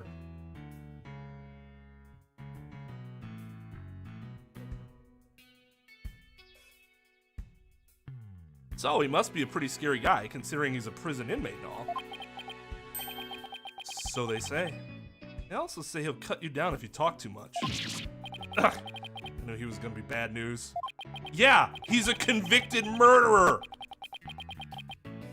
Oh, God, I knew that guy would be bad news. After I heard he was a convicted felon. It's probably just hyperbole. At least I hope for your sake. Wait, so is it true or not? How the hell would I know? Let's just say you should be concise and choose your words carefully. That is what you should always do, regardless of who the prosecutor is. If you'd like to keep that head of yours attached to the rest of your body, that is. Is that a third-person threat? Yikes! Better tone down my cords of steel, too. So are you all ready? It might be a good idea to check the court record again before stepping into the ring. Right, Mr. Wright, but I'm fine. I'll be watching from the gallery. Good luck.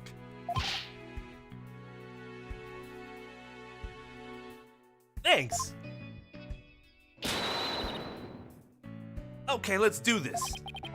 The odds of pulling this off are ridiculously low, but that's nothing new. Believe in our client, seek the truth. That's all we can do. Hang in there, Mayor Tenma. Here comes justice. I should really say that out loud sometime.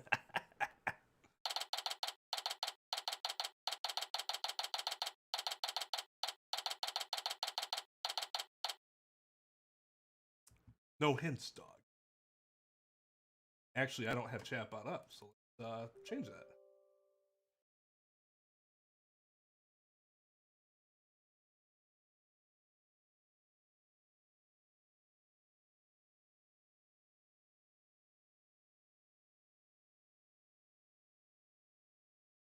So this is a difficulty that writers face if they don't properly do background on the subject that they're writing on. If they don't have somebody like in the know. The more you get into subjects like this, the more ignorant you are likely to out yourself as. This whole psychology thing is nonsense. It's nonsense because it's used all the fucking time. Athena's power is cool. Don't get me wrong. That's interesting. That's interesting. That's a cool mechanic. We'll see what happens with that. I don't have any issue with that. But Apollo's pondering himself like, oh, psychology. Huh. That's incredibly bad writing. That's written by someone who knows nothing about what happens in a courtroom or with clients and did not think to consult anyone about it, which is the most egregious part of that. Your ignorance is fine. I wouldn't expect everyone to know. But you should probably consult someone about it if you don't.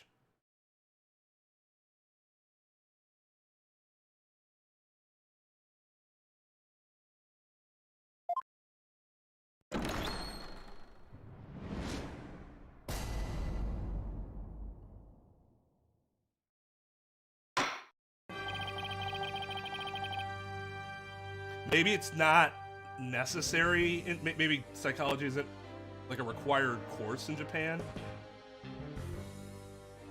I mean, I know a lot of people that took at least one psych course here because it fulfills like a general requirement or whatever. I don't know how many people. I just know that is a thing available to students here. I don't know how it's viewed in Japan. But regardless of whether it's taught in Japan or not, that doesn't actually change the fact that it's still used a great deal, whether people know it or not.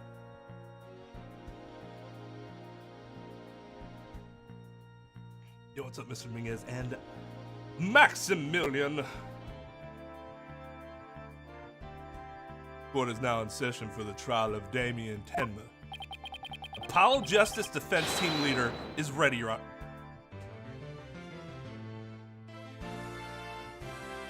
Stroke yourself some more there.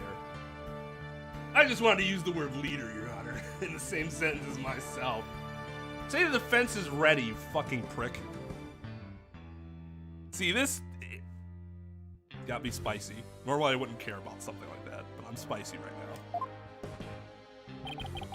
I know that big booming voice anywhere. As chipper as ever, eh, Mr. Justice? But who is the young lady next to you? I'm Athena Sykes, Mr. Justice's junior partner. Stop saying that. And fresh out of law school. This is likely a translation thing. This I can forgive. This is like, it's not really a big deal. Even though it kind of is. Because if a judge heard her say that, the judge would think that she is actually a partner in the law firm, which she is not. And that could warp things a bit. But that's almost certainly just a translation problem. The English localization team was very lazy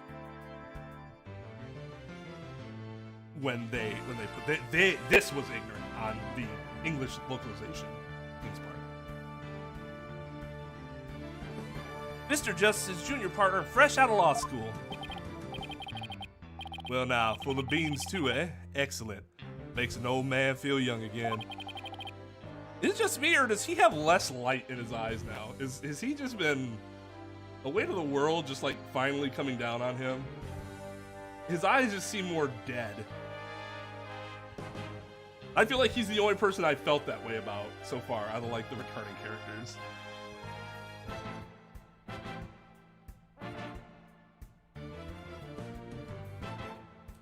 Not co-founder, but co-owner, which is a big deal. Like, making partner, as they call it, is a huge deal in the US. You're considered like a maid attorney at that point. Because what happens is that, so you get paid your salary when you're an associate attorney, right? You get paid your salary, you get bonuses, if that's how the structure is set up based on your performance. But once you're a partner, you start making money based off of profits, which is going to be significantly higher than your salary. Especially if you partner at a firm that's already successful. You could be a partner like me and not have that level of success just because it's a two-man firm, right? So it's not like we had created some empire or something like that. But like, making partner, going into a firm and then making partner is a big deal. If Athena just came and said, I'm owner partner of Athena Sykes, well, that would make sense because she's by herself then.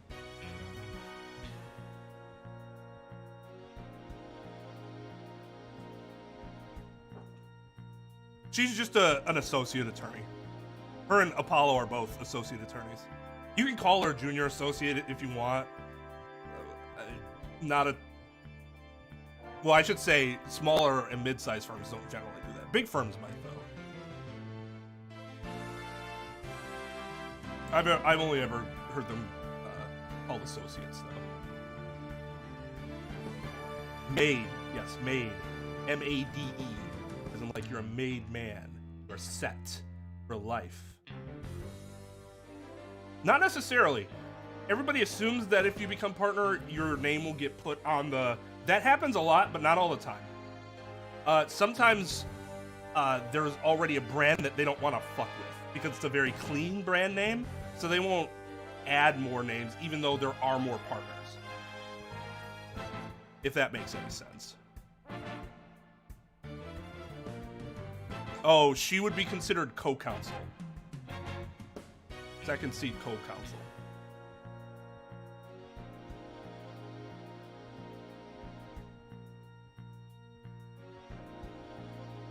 It'll be interesting. My partner thinks I'm gonna have a lot of fun. My actual firm partner. Like, I think you're gonna have a blast in that job.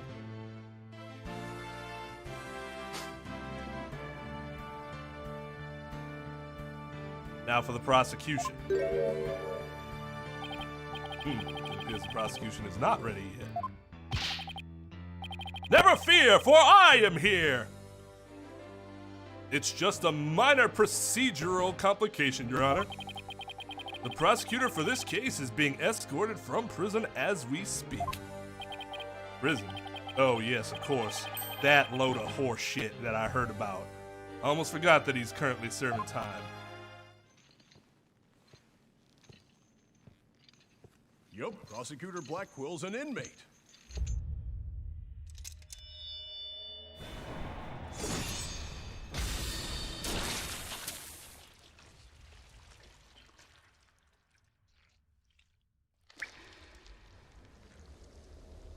Is this why it's rated M? Because that'd be lame. But even a convicted murderer still got a job to do and duties to perform. Fuck off! Their job and duty is to rot in prison.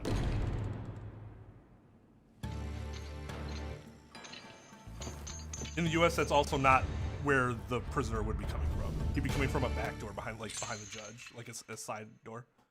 He wouldn't be coming through the same door as the civilian pop.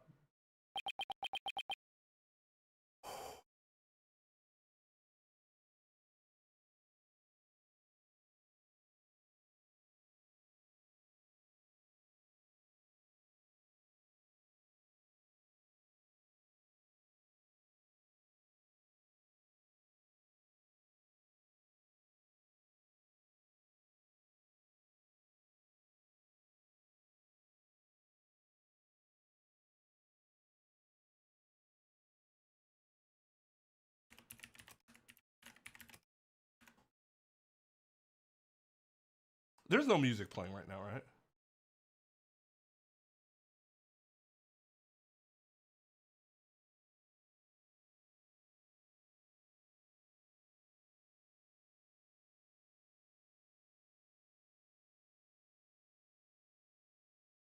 Oh, fuck, I forget which one it is.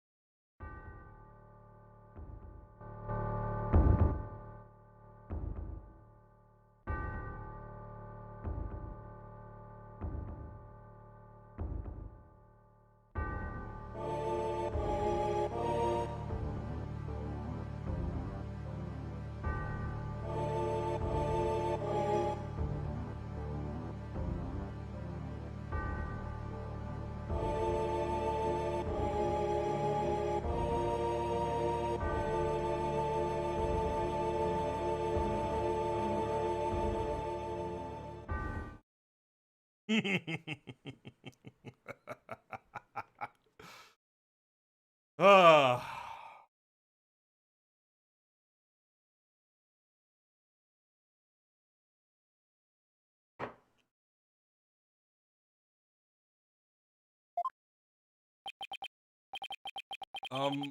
Who's that with his back to us over there?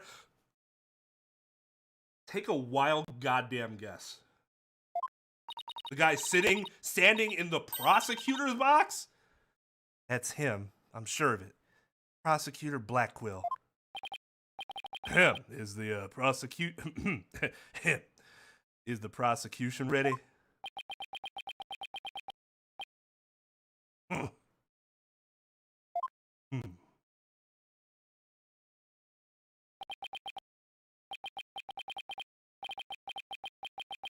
Enough jabbering. God damn it. It's not the voice I wanted.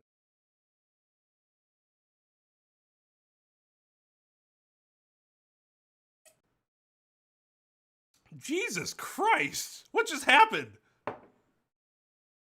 Well, everybody gets a bathroom break. God damn! Yeah, it's not supposed to be the Godot voice. I was trying to work on, because I'd seen this guy, obviously. I saw him on the game cover. So I had an idea of what he was gonna be like. So I tried to get an actual Sephiroth voice ready, but his voice is actually not super easy to do without it sounding like someone else's voice.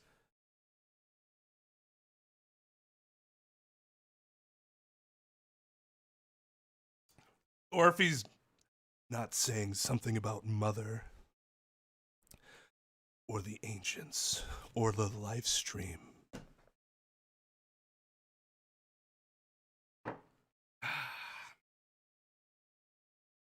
I mean, Black Quill does sound like a very UK last name.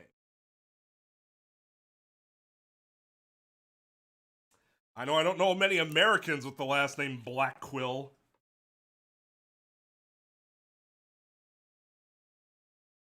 Okay, but here's the thing. So I used a lot of my British voices up in the Great Ace Attorney trilogy.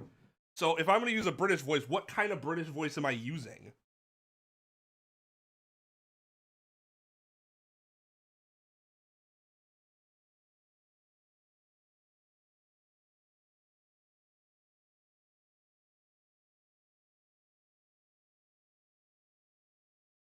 I wish I knew what a Birmingham British accent was like.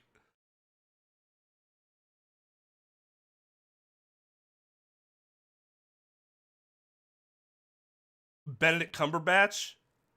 I wish. I would have made that Sholmes' voice if I could. Do a dead inside British. Okay.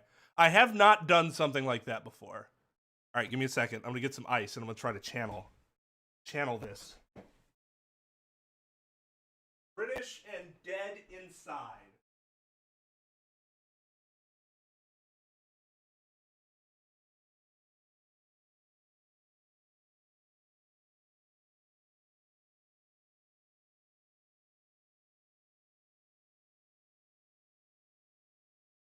This may take some fine tuning, so bear with me. Oh shit! Sorry. We'll give it a couple takes. Gotta get this right.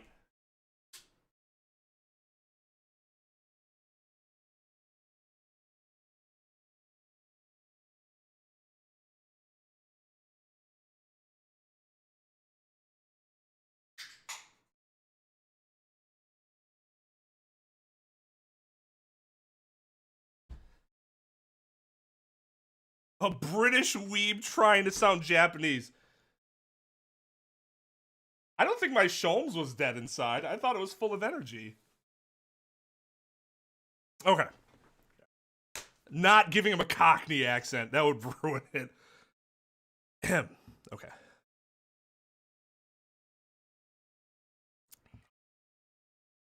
Enough jabbering. Get on with it already. Ah, of course. Forgive me. Ugh, why are all the people related to this case so scary? Very well, Prosecutor Blackwell. Your opening statement, if you please. He's still... Well, that makes sense that he would still have his chains on. What's the matter?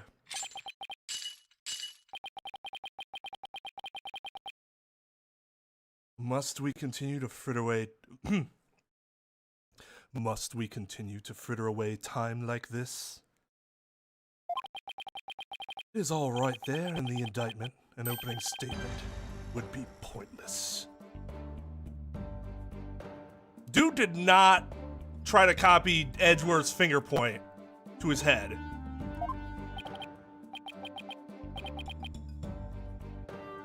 Okay, this theme sounds cool. It does. But I'm gonna say I like the Sephiroth theme more for him.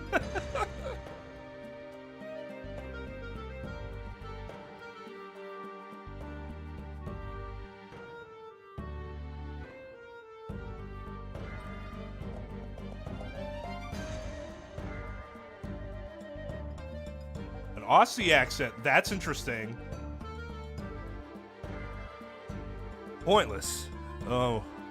Well. The problem is that my Aussie accent always turns into an Irish accent. Or a Scottish accent. Looks like the cat, or in this case, the prosecutor, has the judge's tongue. But we need an opening statement as an overview of the case at hand.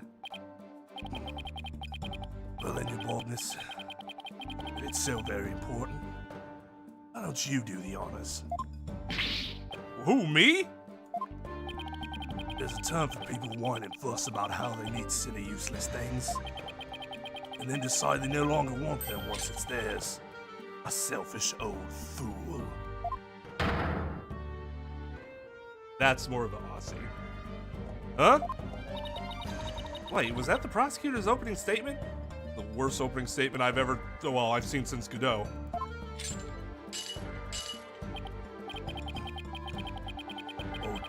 Though times such as you are a plague upon the young, I pity your poor grandchildren. Or is it great-grandchildren? That man never copulated in his life. All these years, I thought the opening statement was the prosecutor's job. But I suppose I could give it a try.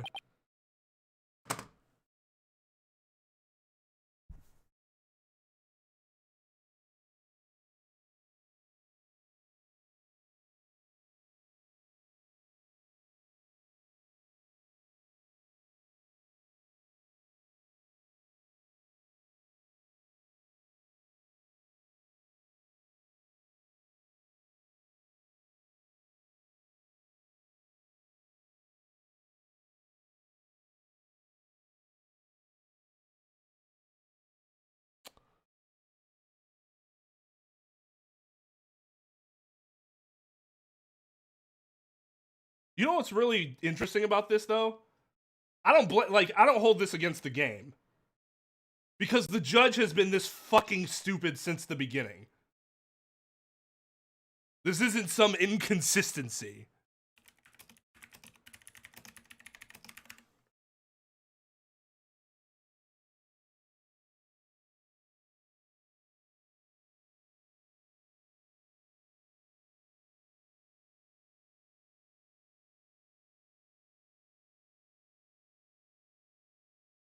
The judge's new theme.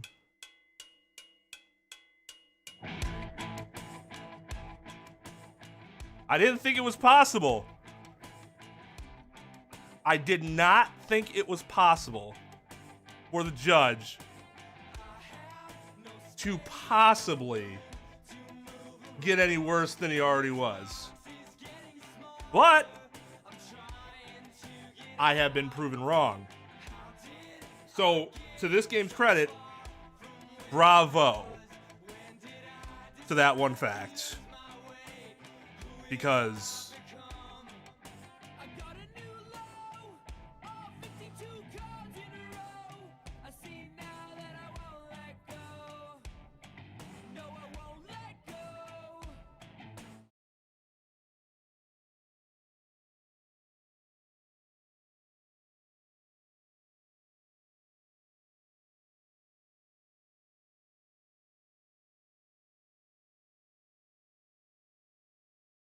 it'd be worth the copyright claim if it happens.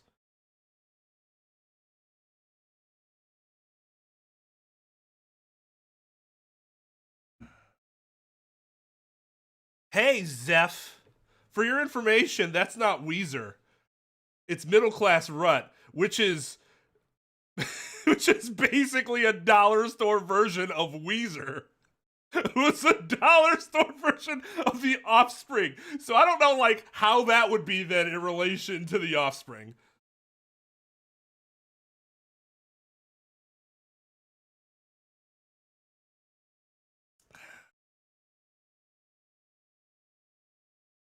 I mean, I like Weezer too, but there's no denying that they are who they are. If you like them, they're fine. Just pretending like they're anything amazing is kind of fooling oneself.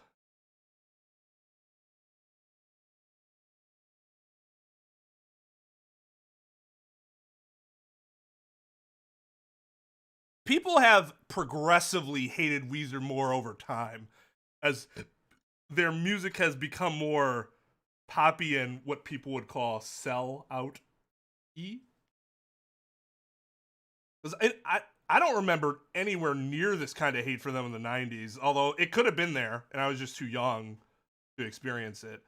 But I feel like I never like submerged myself in Weezer hate until like the 2010s. It's a band.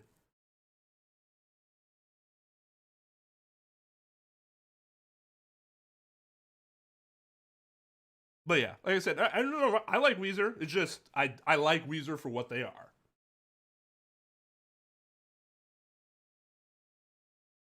Oh, I gotta finish the sentence. That's right. Might be a nice change of pace.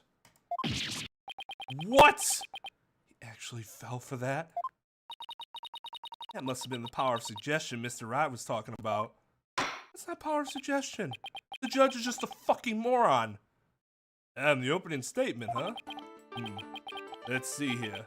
The victim was one Rex Cuby, alderman of Nine Tails Vale, and the defendant, Damien Tenma, mayor of Tenma-town, is accused of his murder. And why, pray tell, was the mayor arrested? His prints were on the murder weapon. Plus, he had a motive, the elimination of the biggest roadblock to the municipal merger. The caretaker and the secretary of the potential suspects both have alibis. His daughter, who was also in the vicinity at the time of the incident, has no motive. So in a nutshell, I'd have to say the charges against the defendant are incontrovertible. bravo, your boldness. Your years of experience shine bright like your head. Like your Ed. Oh, flattery will get you everywhere. I agree with that. Although it wasn't flattery. He's playing Simon Says with the judge.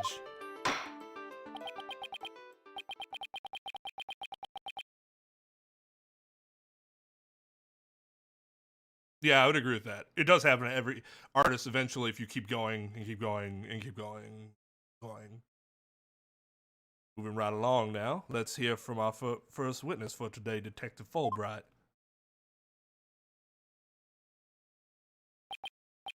Witness, please state your name and occupation. I am the detective assigned to this case, Bobby Fulbright. Oh, and I'll also be keeping tabs on old Blackwell there. I also heard you would provide protection if it ever came to that.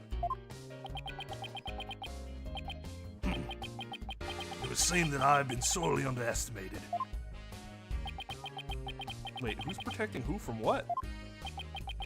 Still, I truly believe anyone can turn their life around, even old Blackwell here. Okay? Fulbright, save your platitudes for funerals. Get on with your statement. That's the spirit. Justice must be swift and true.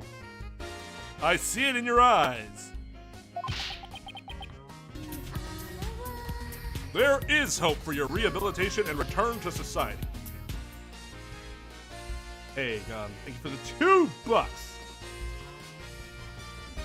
Oh, yeah, we've hit some doho today. There is hope for your rehabilitation and return to society. I will never give up. I will never give up on you. Prosecutor Blackwell doesn't seem to intimidate Detective Fulbright. Well, you know what they say, ignorance is bliss. Oh, so that's why Detective Fulbright was assigned to Blackwell? He's so oblivious. Is he oblivious, though? It could be that he's just incredibly arrogant. like he overestimates himself as opposed to being ignorant of what his ward has done.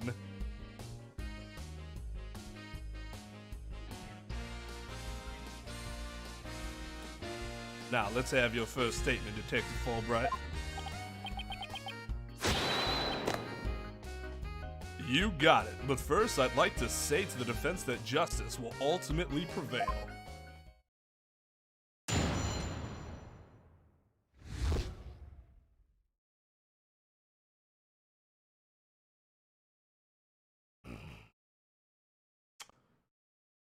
Yeah, I suppose, because arrogance is misguided knowledge, right?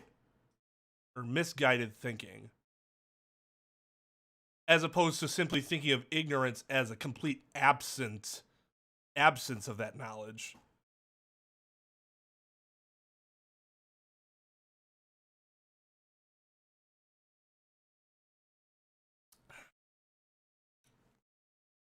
Sorry, I love doing this.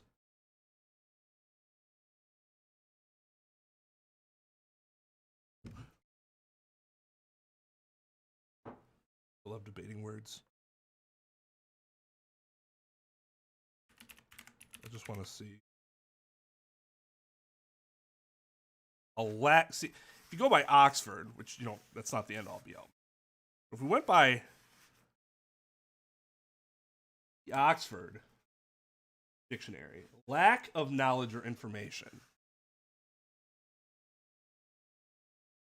So would it be that he has all the information about, he could have all the information about his ward and still feel the same way if he overestimates himself?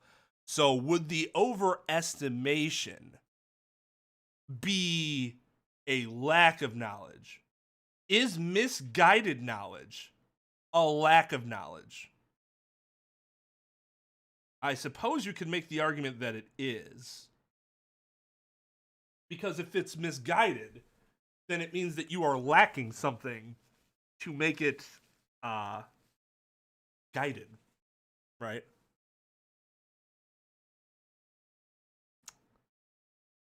Interesting.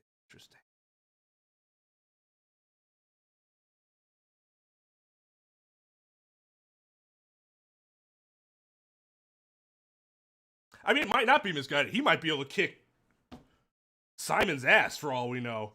I'm assuming that he can't. That's an assumption being made on my part.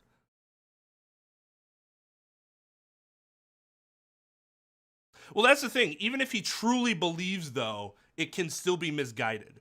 You can truly believe something and still be misguided, in which case you could make the argument that you're still lacking knowledge, which makes it an ignorant belief.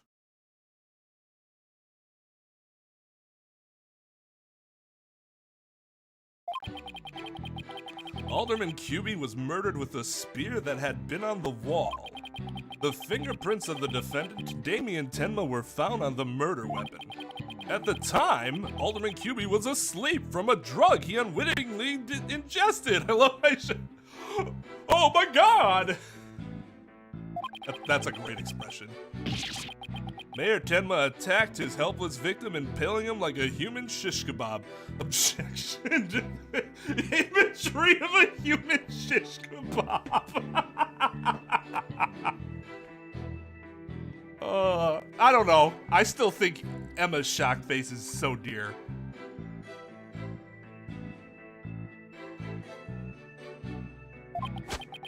But the sudden pain jolted the victim awake, and he grabbed a statue and struck back.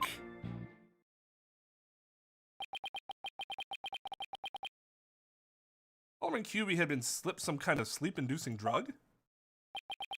That's right, the accused was scared because the alderman was a former pro wrestler.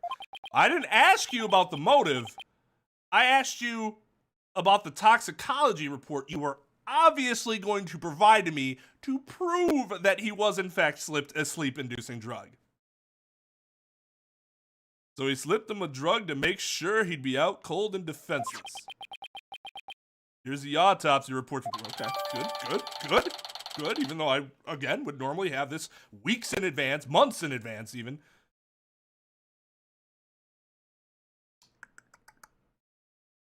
This isn't the toxicology report. It just says it was a drug-induced slumber. The toxicology report should reveal what type of drug it is. Which I would also want to know.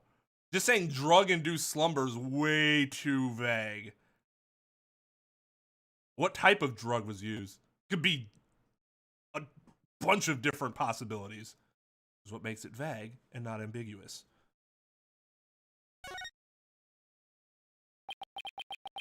Maybe it's in the autopsy report. Let's check. Is it in the autopsy report? No, they can't. They won't let me look at it. That's just the info we have. Okay. And the victim managed to attack his attacker despite being impaled by a spear. That sounds almost superhuman. Is it even possible? Now, in a vacuum, the judge's concerns here are valid to think about.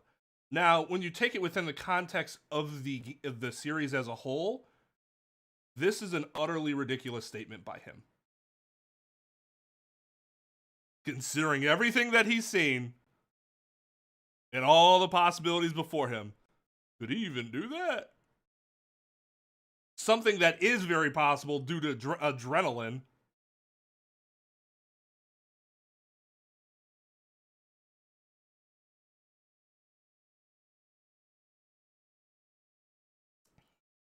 We'll say NyQuil.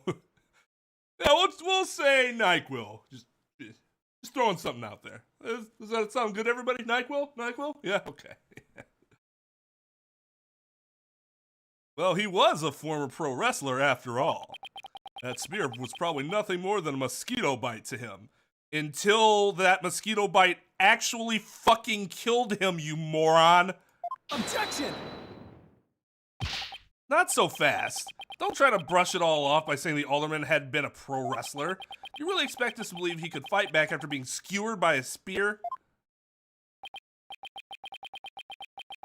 A fair counter-argument, though I don't think Apollo is in the strong position here.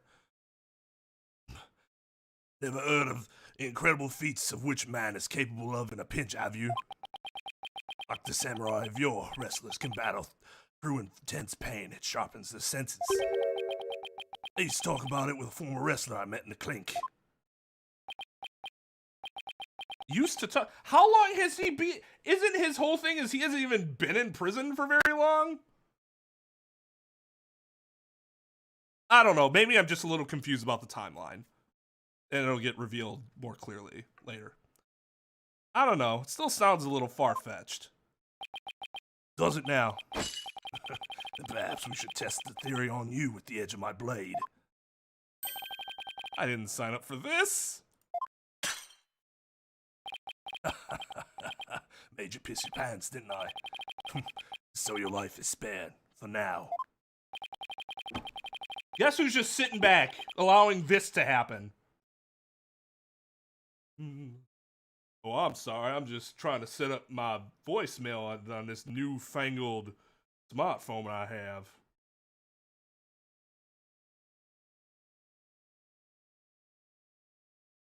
Please let those shackles be made of titanium. I don't want to die.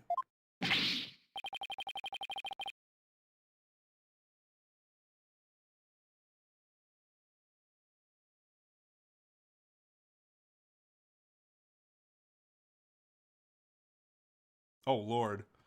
I might be at fault for that, for asking a rhetorical question and it not being super clear. So don't hold that one against them.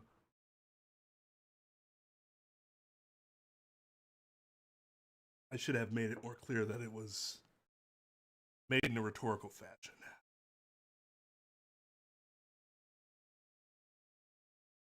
I think people were answering the question that I posed to myself. It was a sting? Well, I mean, that's the thing. I agree that to me, answering my question is an obvious spoiler. But I can also see why it would be misconstrued that I'm specifically asking about it. So I agree with you, but like I get it, I guess.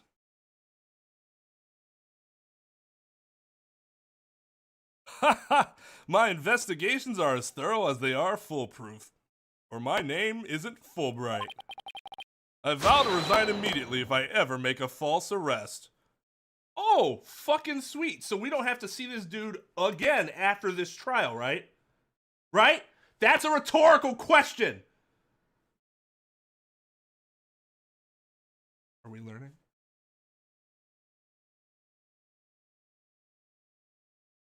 Like, I think Lynn's right here. It's just a matter of being mindful that rhetorical questions are a thing that'll happen.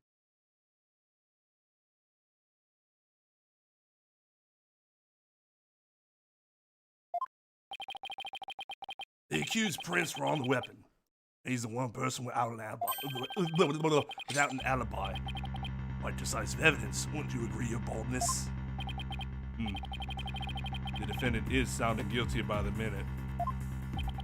I don't even care enough to comment on that anymore, other than I don't care to comment on it anymore. He has the judge leaning toward a guilty verdict, and the trial's just barely begun. Almost like all of my other cases. What's more, curious rumor about the accused is making the rounds. They say he seeks the merger for the purpose of freeing Temnotaro from his imprisonment. Truth be told, he's taking no real reason to show interest in that backwards bird. Perhaps he's a complete nutter and really does seek to release an imaginary demon. Either way, he is raving mad and more than capable of murdering the alderman. Yeah, he definitely has a British blood drive. Withdrawal. I just saw words. Well, yeah, I don't care to comment on it anymore, other than to state that I don't care to comment on it anymore.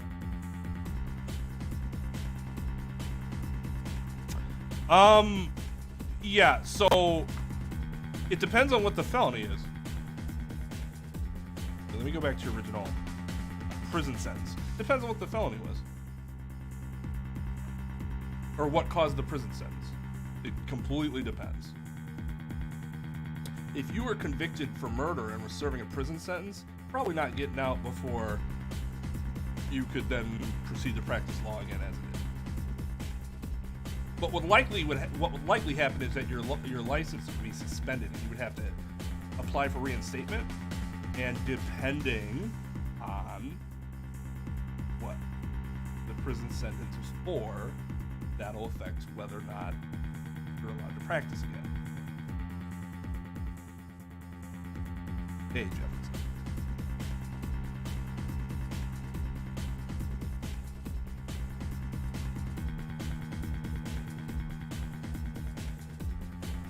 Well, of course that's why they did it, dog. The problem is that it's still incredibly stupid and unbelievable writing.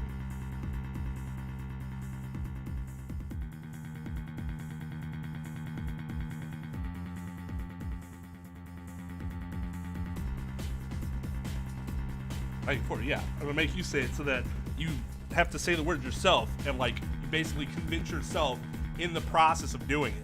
But it's still incredibly stupid and unbelievable.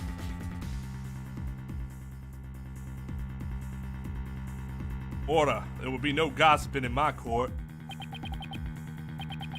Your Boldness, please take again at those charms plastered across his cranium. They're meant to keep him safe from possession by the demon Temnotaro. And again,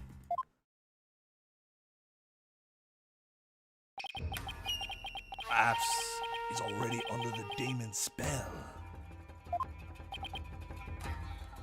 Behold, a lunatic appears poised to lunge at you at any moment. Hey! Hold it! The rumors and quirks of Mayor Tim have no relevance to this case.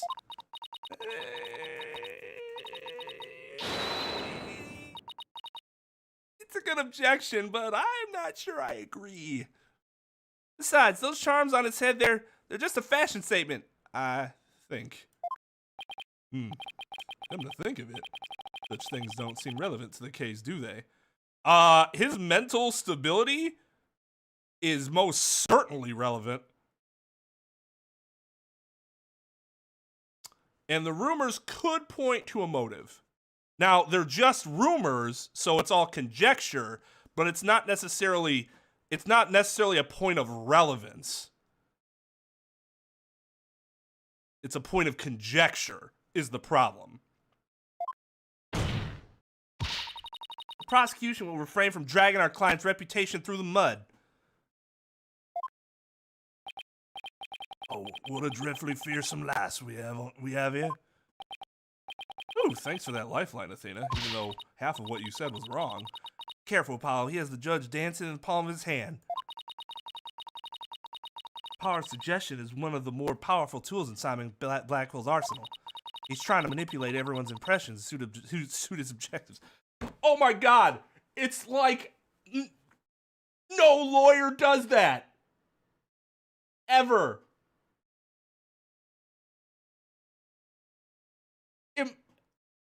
Am I getting through as to how stupid this is to make this an actual plot point in a game about lawyering?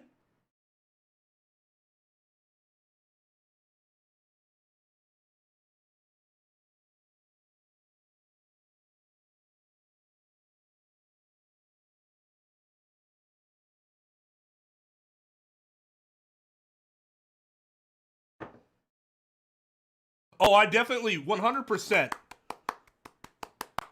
love the spine that Athena just showed by outright telling him, you will refrain.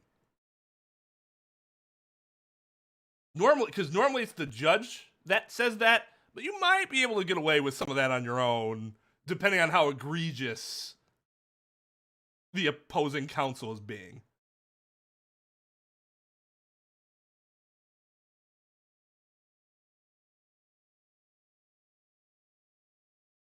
She most certainly did.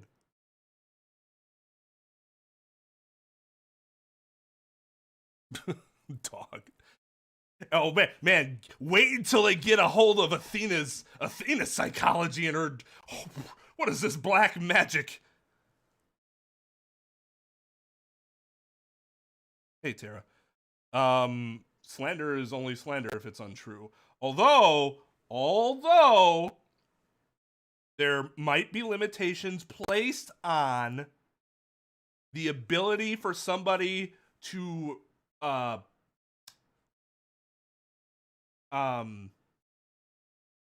word just escaping me. Rehash a defendant's history and reputation, either by not allowing it at all or restricting the amount of times it can be mentioned. So, like, that's not a clear-cut issue, but it is something where Athena could be right, and Blackwell could also be right for mentioning it. It completely depends on what their rules are. And how this is the sort of thing that gets this is the sort of issue that would get normally would get taken care of before trial.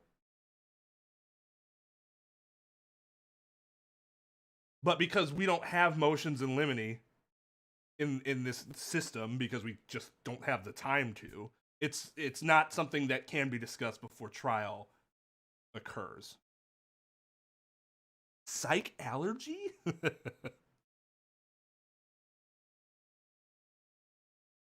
Hey, you could have used her last name as the pun. Oh, disappoint.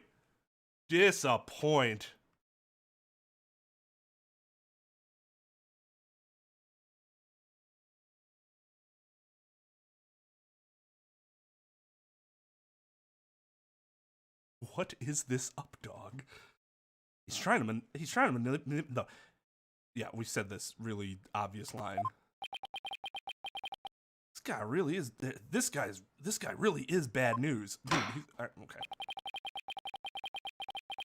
Also did not notice there's a gallery behind the judge, which is really interesting. In any case, it seems the victim did manage to defend himself despite being impaled. What sort of weapon did he use against his attacker?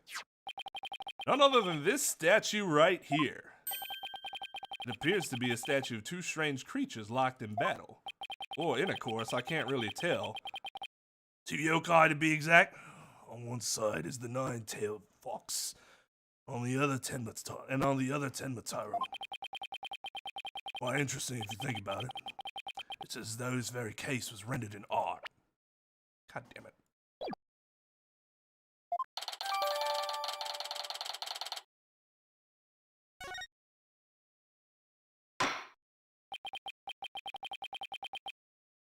Mr. Justice, you may proceed with your cross-examination. Not right behind him, but kind of behind him. Like behind him and to the left, behind him and to the right. That, in and of itself, is still really weird.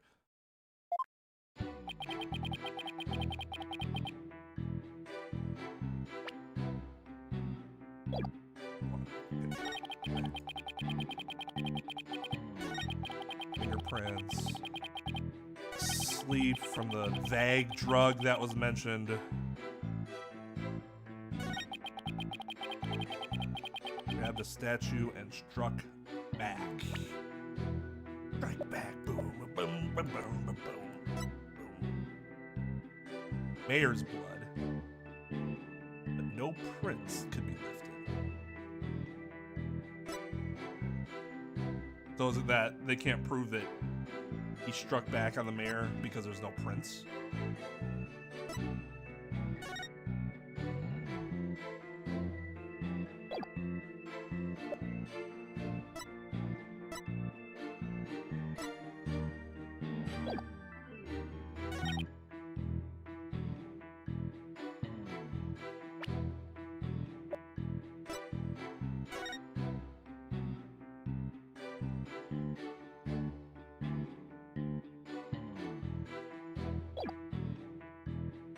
None of this explains why there are bird prints and feathers everywhere. But I don't...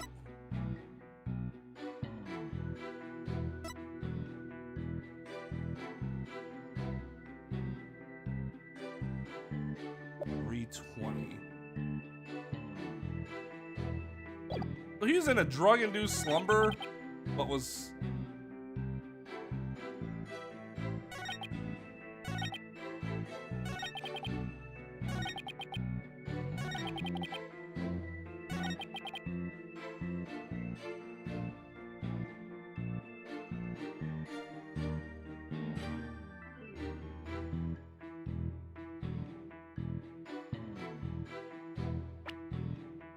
I'm being impatient here, but I just want to get through the first few parts of it.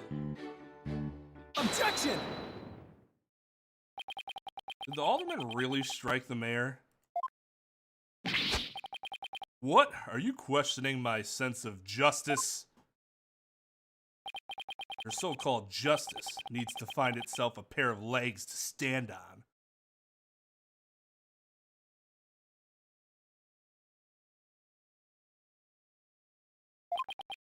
You claim the alderman struck back after the mayor put a spear through him.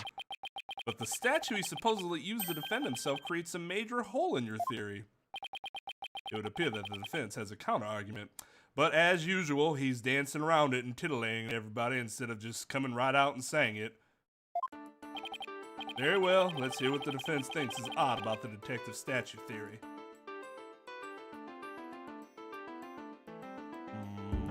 I mean, is this I mean, I didn't even think about this. There are no fingerprints on this supposedly crucial piece of evidence. If you look at the crime scene photo, you'll notice that the alderman isn't wearing gloves. Yes, I believe he is quite gloveless indeed. Thank you for taking judicial notice of him not wearing gloves. If he touched the statue with his bare hands, he should have left some fingerprints. Well, funny that you say that, Apollo, because he in fact had burned off his fingerprints years ago in a lumber mill accident.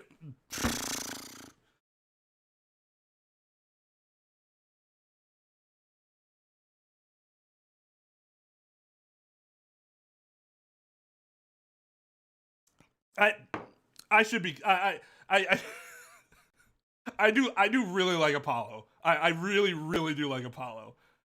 I cringe because I love. Because it's like, dude. But that's part of his charm, is he is lovably cringe. Not in a malicious way or anything like that. Just you're trying way too hard and we're like, oh, that was cute. It was cute that you tried.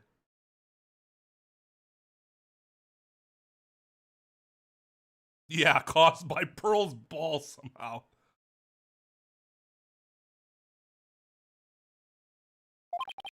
Detective Fulbright, you did take that into account during your investigation, didn't you? Ah, this can't be happening! Did I arrest the wrong man?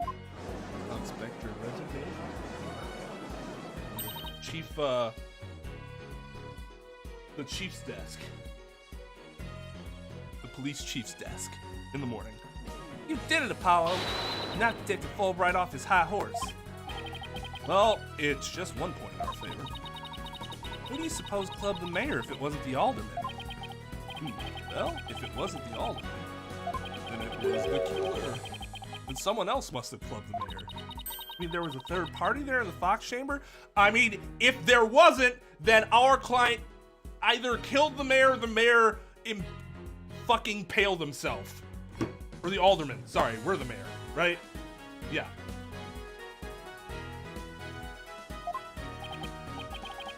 Exactly. And this could be the big break we've been looking for. There does seem to be a hole in the prosecution's argument. Prosecutor Blackwell, would you care to respond to the defense's assertion? The least you could do is look at me while you're being dismissive. Your mind is as dull as an unknown blade, Justice Dono. Justice Dono? He's been watching too many samurai flicks. It'll take far more than that to cut down Simon Blackwell.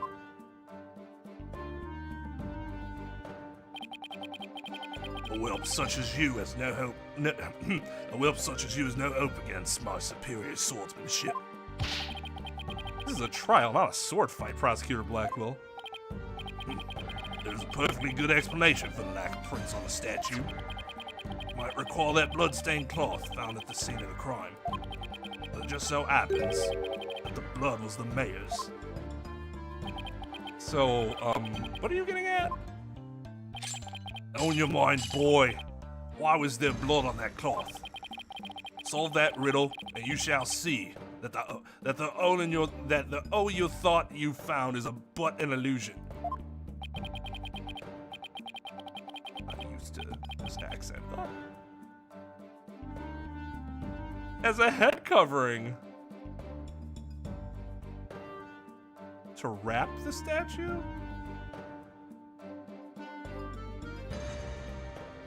But why would he have... Okay. Now let's see. How was that cloth used? Was it used to wrap the statue? Maybe the alderman wrapped the statue in the cloth. I'm sure he wasn't touching the statue directly when he used it to strike back at the mayor. Ah!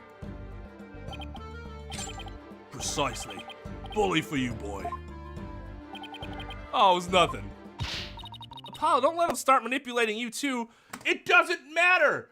Why would the alderman who got speared in the gut have been like, oh man, hold up, let me wrap this statue up why would it have been wrapped beforehand?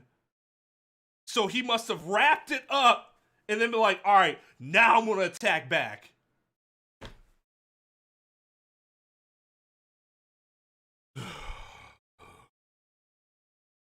He's not even manipulating me. If I'm Apollo, I'm like, this is what you're thinking, right? Yeah, okay. You're an idiot.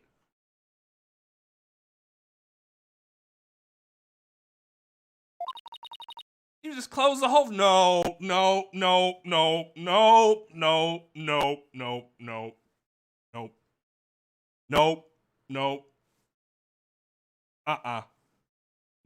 I did not. That is not how that works. You just closed the hole for the prosecution. I did? Ah, I did. Right, that statue wrapped in cloth will leave no fingerprints as plain as day. This also proves there are no O's in our theory of the alderman striking back. Oops.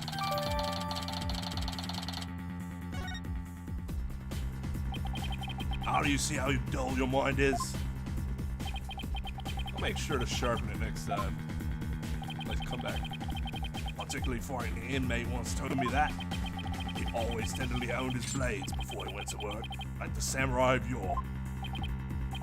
Samurai sounds more like a homicidal maniac to me.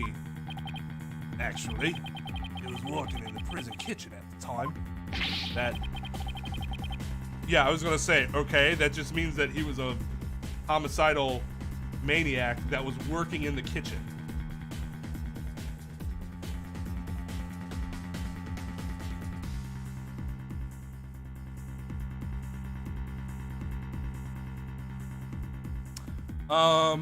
Wait, do we have the... We don't have the cloth, do we? I can't look at it.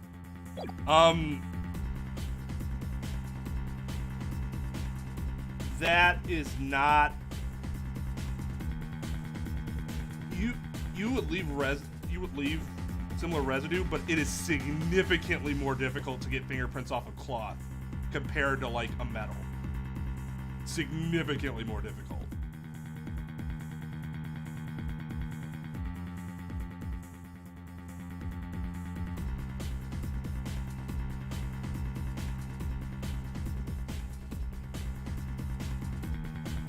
Wait, so the inmate was a murdering samurai prison chef?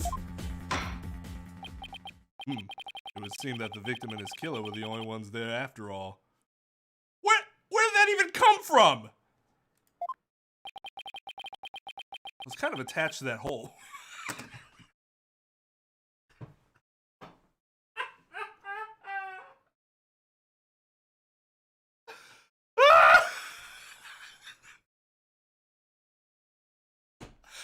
I know the feeling, Apollo.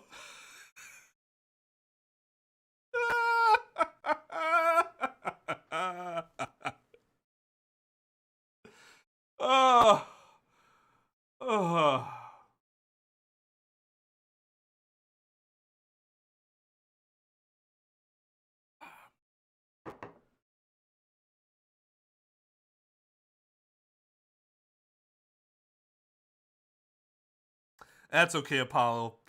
You'll become attached to other holes as you age. That won't be the last hole you'll ever be attached to, in all likelihood.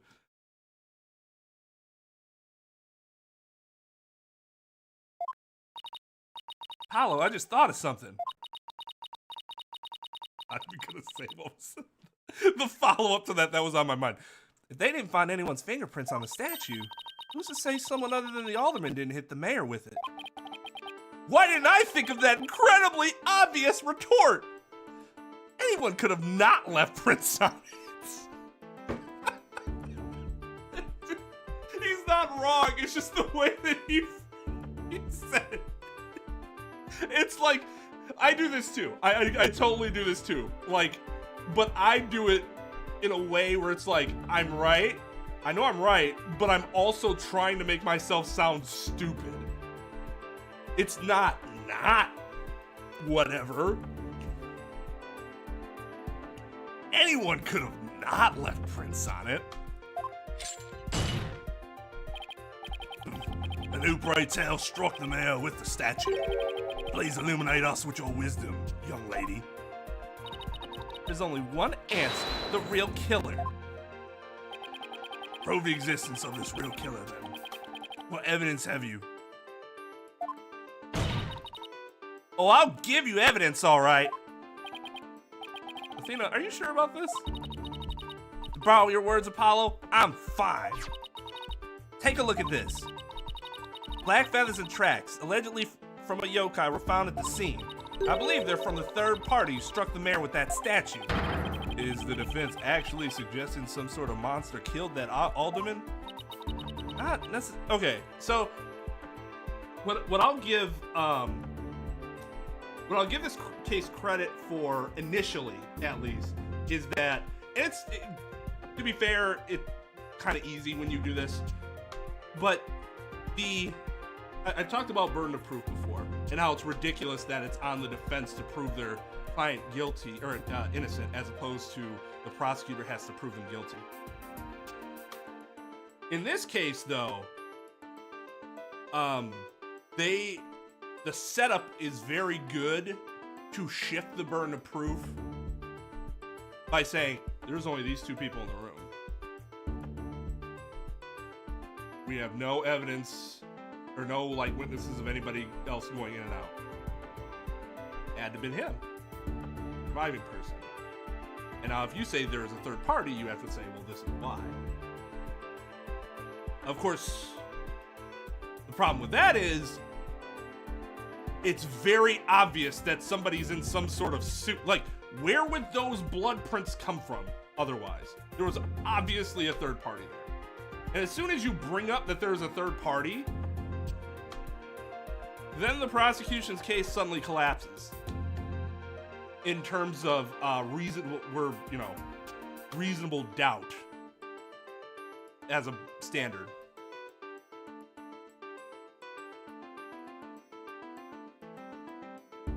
I mean, yeah, I think guilty. Yeah, guilty until proven innocent is a thing in some places. Just not in civilized legal systems. Yeah, that's right. You get shit on every legal system. Guilty until proven innocent. This thing is garbage.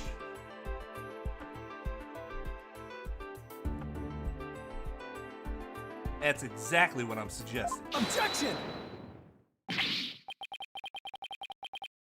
No, Athena, you just lost what little credibility we had left. Oh, we just pulled a fucking Amber Heard's team. One attorney says something, the other attorney objection to my own co-counsel's statement. Ah!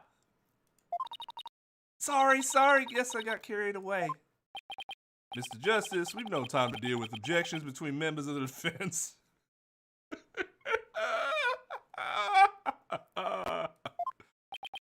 Sorry, Your Honor. It's just this kid's still, well, a kid. Ouch. You meanie. I'm reporting this to Mr. Wright. Okay. What's he gonna do? He's gonna sit there with that smug face and be like, oh, you two. Can't we all just get along? Or some bullshit that doesn't solve anything. I don't feel sorry for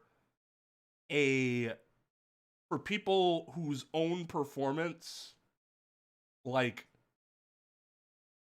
puts them in that position.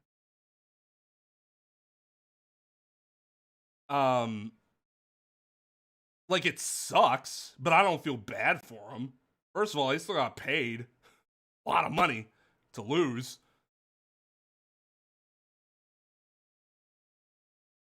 Is like, if you take the responsibility to put up that performance, then you gotta deal with the consequences.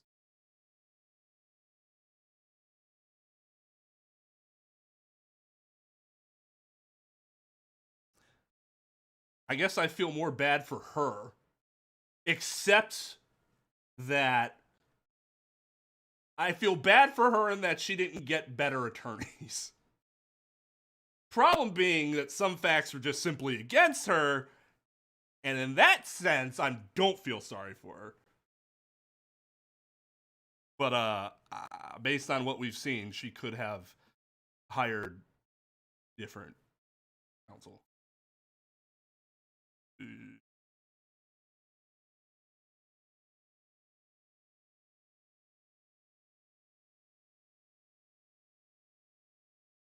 Well, I mean, again, the reason why the facts were against her is because she did some shit that she shouldn't have done. And in that case, no. There is no sympathy. But I would still be more likely to feel bad for her than I would her legal team. That's what you want to do? You better fucking step up. I'm not going to feel bad for you. You mess up.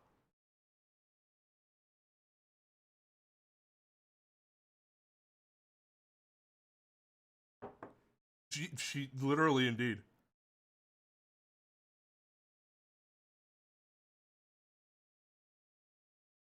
If a prosecutor was a future inmate, are we in the world of equilibrium now? Or fucking, what you call it, with thought crimes? What if we knew that you were going to commit a crime in the far future? Nothing. There's nothing you can do about that beforehand. Amadeus said future. Future. Future. I'm not answering Shujinko's question because it's already been asked like 3 times today. If someone else would like to summarize again.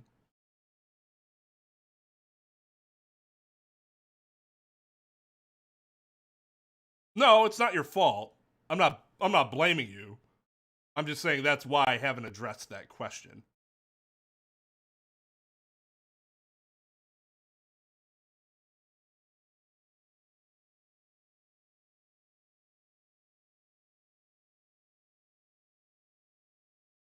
So is this court to believe the feathers and tracks are from a yokai, as you put it? No, no. I believe they're a fabrication. The real killer wants us to believe some sort of monster murdered the alderman. No. Actually, I think the killer wants us to think the mayor did it. But this is a way of concealing himself in case we don't believe that. This is basically the backup plan. Interesting. Why do you suppose the killer would do that? Why indeed? I just told you. Mr. Justice, you seem as new to this as your partner is. Ouch. Yes, I'm not reporting to Mr. Wright. Well, it's on the record. Mr. Wright could get the record if he wanted to. Boy, Fulbright, explain to his baldness what these brats are missing. You know, the who and why behind those feathers and tracks. Okay, that's something that should have been addressed already, though. What? You mean you can explain all that? Our investigative prowess is without equal. I'm starting to think I could choose the wrong. I'm starting to think I chose the wrong profession. God damn it. Very well. Let's hear about these so-called yokai feathers and tracks.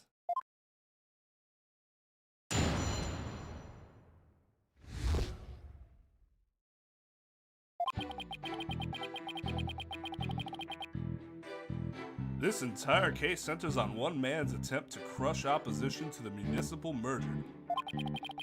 Mayor Tenma panicked when the amazing Ninetales helped embolden the protesters. So he stoked the villagers' fears by fabricating a monster. The strange feathers and tracks he planted made it look like a yokai was the killer. Wait! Objection! Speculation! He didn't even provide a means of how he did it.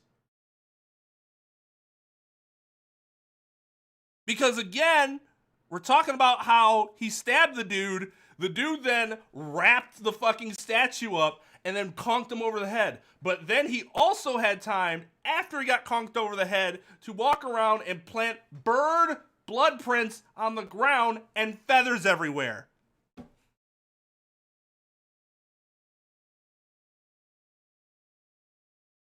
That entire testimony was worthless.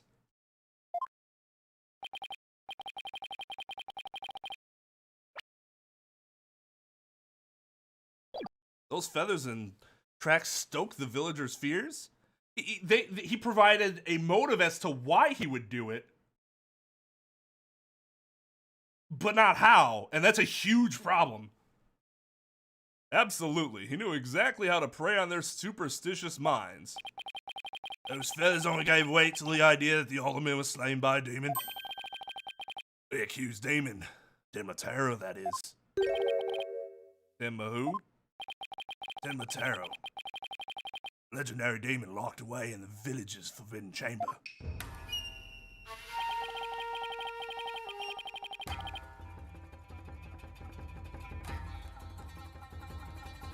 Oh man, You know, I actually own that movie. I can't remember the last time I watched it though. From a young age, villagers are taught to fear the great black feathered demon, and thus they were blinded to other, more plausible explanations. Hold it! Hold on for a second. Before we start letting our imaginations run wild with speculation, there's something else that could be considered, someone else that could be considered a suspect. Mr. Justice, please explain yourself. On the day of the incident, there was a special event held at QB Manor. As part of this event, there was someone dressed in the likeness of Tenmatero.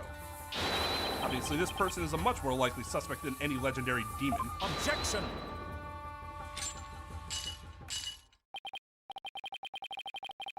You know, I gotta say, his objection is probably the most disappointing objection I've run across so far. It's just so normal.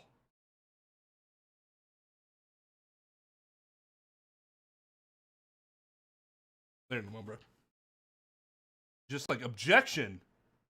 Like, damn, I almost can't hate it because I'm like, that's probably what I would expect in an actual court. But that a person also wouldn't look like that.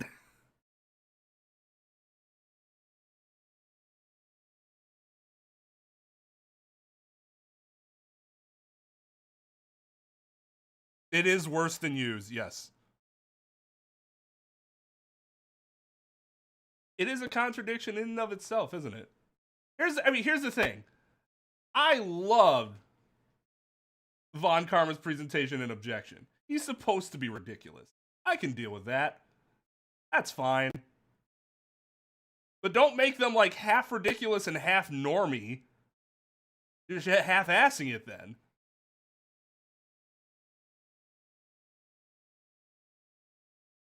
No, I think it's just a...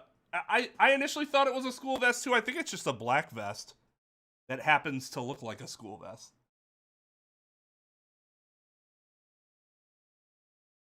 You think this looks handsome. You think this skunk hair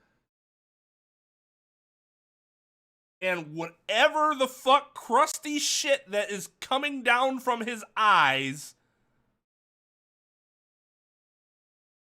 think that's handsome.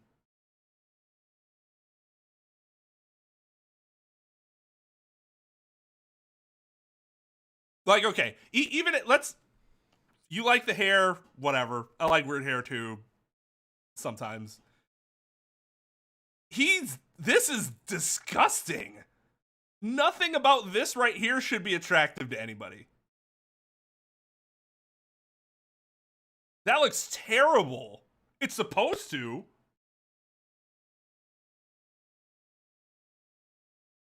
That smirk can steal hearts? Oh, I'm gonna have to... I'm just gonna have to trust you on this one. If they're exaggerated bags, that's not attractive either. That's very unattractive, unfortunately.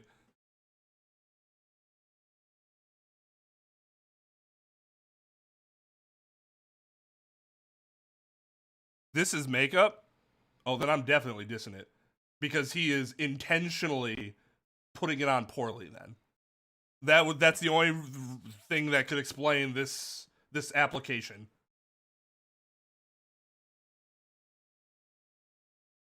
Like I like his fit. Don't get me wrong. I'd rock that shit. He's got a nice jawline too. He's got some stuff going about him. He looked like he was a taller individual. You know, that's good too.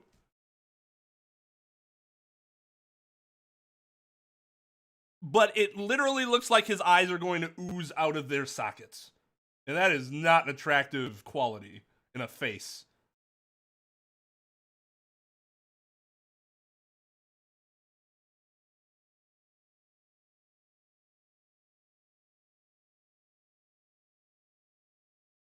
Conclusory statements, Brian. They do not befit you. Address the arguments themselves.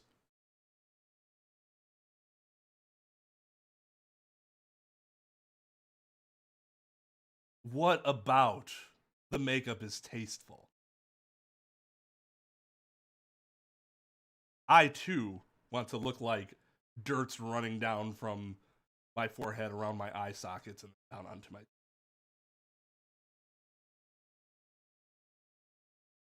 That's what all the women want.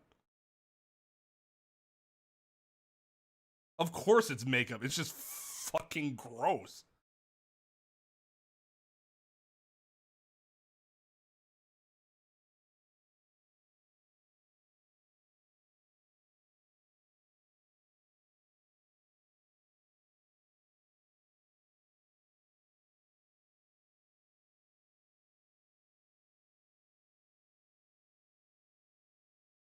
This okay.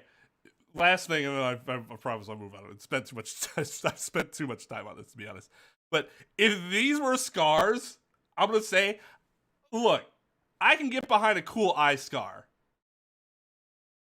I can. The little slash across the eyelid that looks like it should have taken out your eyeball entirely, but didn't. I can get behind it. I can. I really can. This would be one of the most disappointing anime eye scars I've ever seen. Just, you couldn't get slashed by something instead? How would this even form? You got punched in a really awkward way?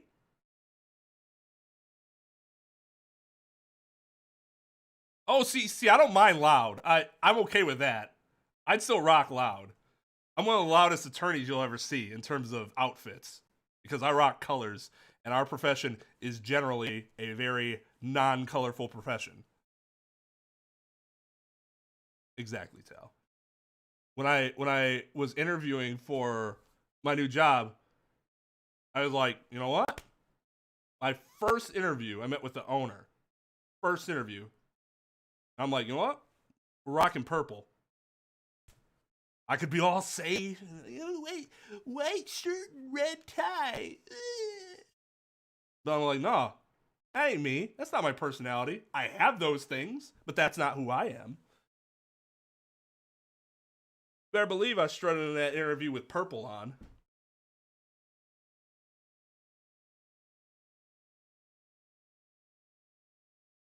You could, I mean, like, it would be like a type of colored suit.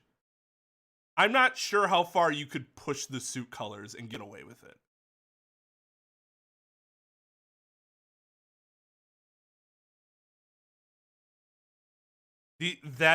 These are shadows. This right here, this is a shadow. This is obviously not a shadow.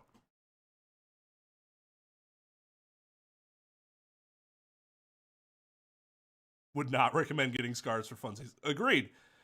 Dullard, you are playing right into the killer's mind games. You my client. Okay. What? Listen here. Feathers and tracks are merely red areas. The villagers believe the murder to be the work of the real Tenmatera. However, the police believe the person in the Tenmatera suit is the killer. Ah! Wait, I think I read that wrong.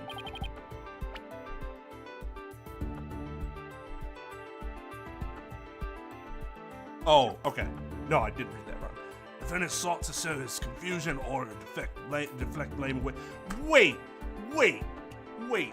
So the police believe they have enough evidence to support that it was whoever was in the outfit, and the prosecution is purposely just brushing that aside?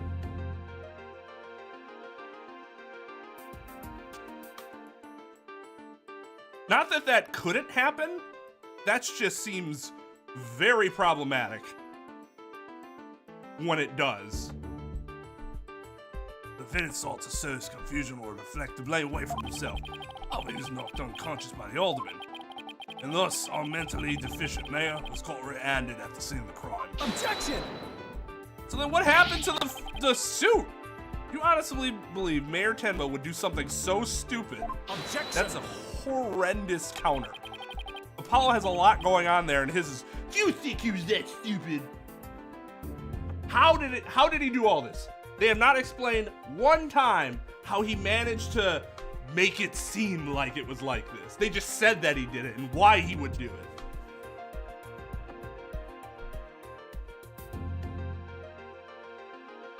the defendant was in the suit, except that he wasn't in the suit after he got hit.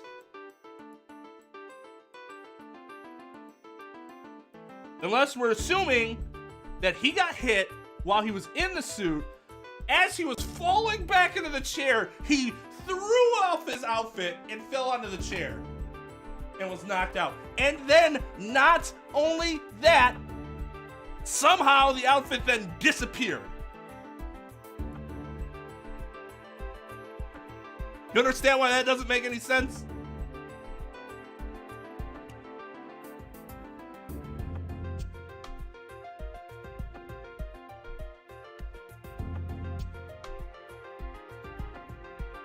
So I think the only thing that would be plausible here is to explain that that he wore a suit, planted the blood and the feathers before this altercation happened, put away the suit, then when the alderman was in the room, the mayor stabbed him.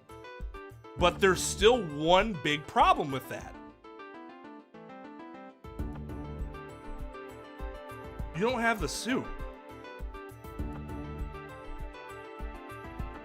That's a hole. You're gonna have to provide a whole lot of circumstantial evidence to like make up for the lack of suit.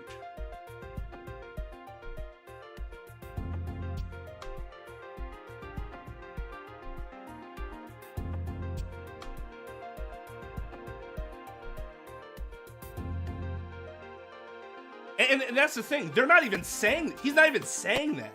He's not even saying that's what likely happened. Like, he needs to say that. He can't just let it be assumed by the court. He has to put that stance on record, which they haven't done through testimony or through the prosecution statements. He threw it out the window, but then why wouldn't they have been able to find it? It leads to a cliff?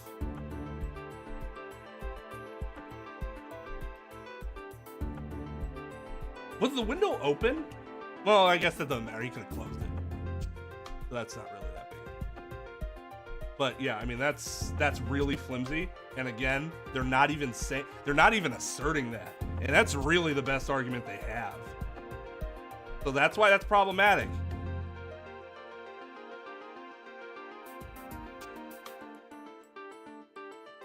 It should hurt because this case is trash so far. It speaks for itself, Fulbright. Right. It was the mayor's last-ditch effort to stop the opposition before things got crazy. The amazing Nine Tails was fueling both the yokai craze and the anti-merger movement. Plus, he's one of the better-known masked wrestlers and the hometown favorite. That's why the mayor panicked and set out on the path of injustice. You still have yet to put forth even a theory as to how this all happened. You just say that it happened. But do the people of Nine Tails Vale really believe a yokai is behind the crime? Is that even relevant right now? I mean, I guess it kind of is, but that's not like what we should be focusing on. You're just talking about the motive. I'll stipulate that that would be a motive. A reason you would do that. Sure, okay. That doesn't change anything. You still haven't provided even a theory as to how this all happened. Yokai sightings are an everyday event there, so I wouldn't be surprised if they did. I must say, a crime that preys upon innocent, impressionable minds. Just so. Particularly silver-tongued inmate once said the following words for me. The innocent of art are the easiest prey. Are we supposed to, like, know all of these people? Is like, every one of his references to somebody, like, we've known throughout the games?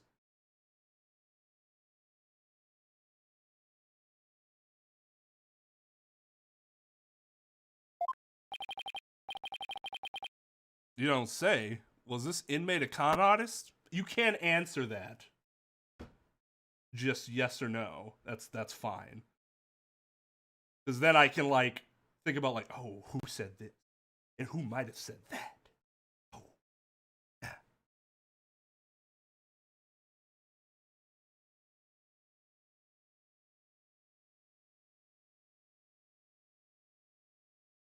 You don't say. Was this inmate a con artist? I've been with a few, put a few of those away before. No. He was framed for the murder of his beloved. Actually felt sorry for the poor chap. Oh! And you know, I wonder if this judge put him away. But it couldn't have been this judge, right? Because he's never had a wrong ruling. Even though we have no way to confirm that. That shit still pisses me off. Of course, he could just be making this shit up too. Wait, so he wasn't the predator, but rather the prey? I mean, it gets to a point where you might understand even more than predators is what your own weaknesses would be. Yes, well, now then, the defense may proceed with their cross-examination to this absolutely worthless testimony. Like, I'm really trying to progress, but every other fucking sentence in this case is absolutely infuriating.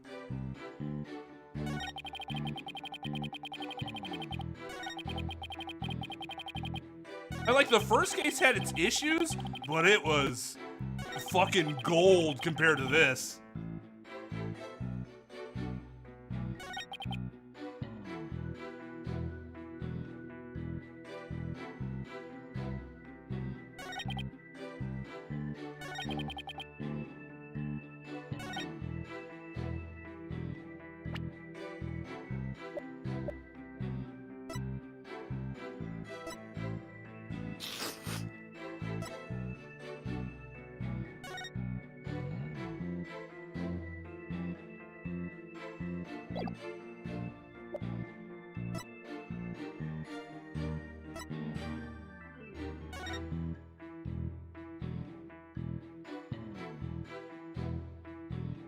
Oh, and by the way, he wrapped the statue up, hit him over the head, then the statue conveniently found itself upright on this little table right on the other side of this couch, and the cloth somehow was way over here.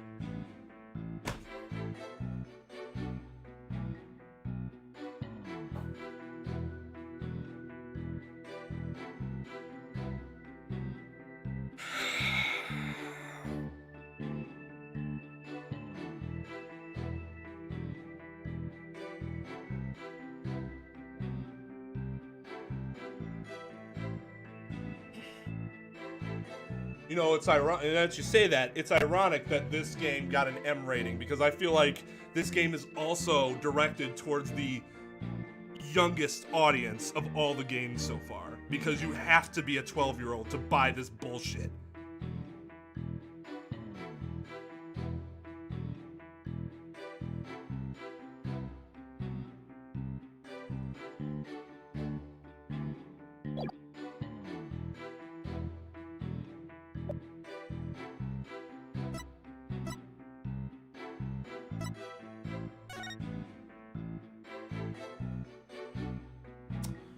That's interesting. Yeah, okay, so 340.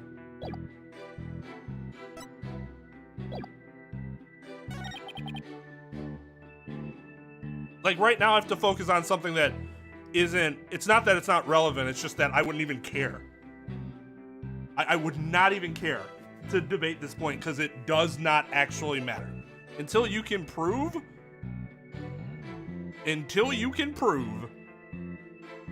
like, I just let this go, like, okay. All right, Your Honor. They haven't proved at all how this could happen. They just proved why, like the motive. Or they just proved the motive, not the how. So, not guilty?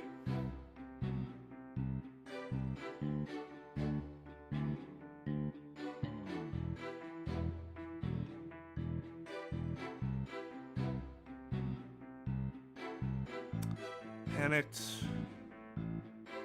emboldened the protester. Stoke the fears by fabricating a monster. Like, there's nothing like amazingly obviously wrong. I mean, the statements themselves are problematic, but not for like the normal game reasons. In an obvious manner.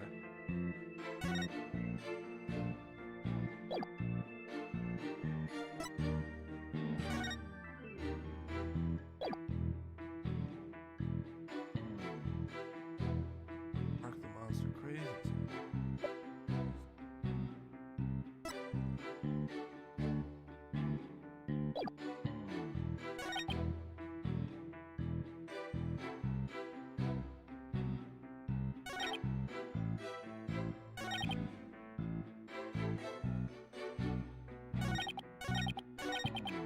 Hold it! Detective Fulbright, is the anti-merger movement really that strong? Oh, absolutely. They parade around in yokai costumes shouting down with Mayor Tenma. And just the other day, they stormed Tenma City Hall, claiming it was a den of vipers. When the accused showed his face, everyone scattered like leaves upon an autumn wind. You see, lowly yokai are no match for Tematero, the dark lord of their kind. Wait, are the villagers scared of Mayor Tenma or Tenmatero? I'm confused. He means Mayor Tenma. It's easy to get the wrong impression about the guy. Perhaps he should be a little more clear about that then. Detective Fulbright, why do you suppose the defendant would commit such an act? Hold it! Amazing Ninetales. No one knows his true identity, right? That's right. He was a lone wolf, or in other words, he didn't belong to a wrestling federation. We don't call that a lone wolf, we call that an indie wrestler, an independent wrestler. He appeared like a shooting star, defeating one Tenma Town wrestler after another. Before anyone knew it, he was champion. Like the samurai of yore surrounded Thick with enemies, he cut them down one by one. It's a complete and utter loss of face for Tenma Town Pro Wrestling. He was amazing. If ever there was a real superhero, it would be him. I dream of becoming a true champion of justice like him someday. I bet Detective Fulbright would be a great pro wrestler. He'd even team up with Prosecutor Blackwell, police detective, and a prisoner in chains. You know, I think people would actually pay to see that. I know I would. So you do understand the greatness that is the amazing Ninetales.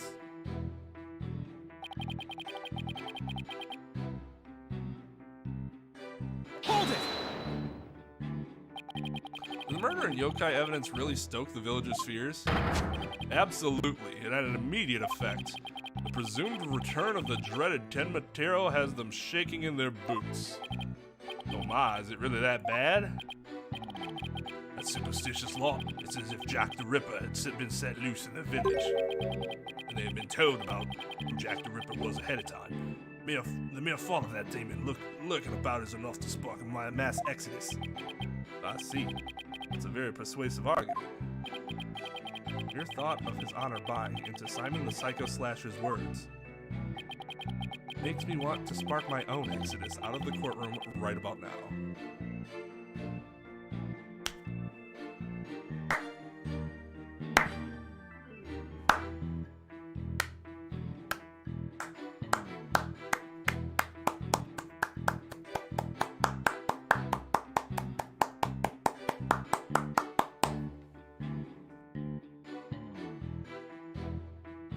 Congratulations!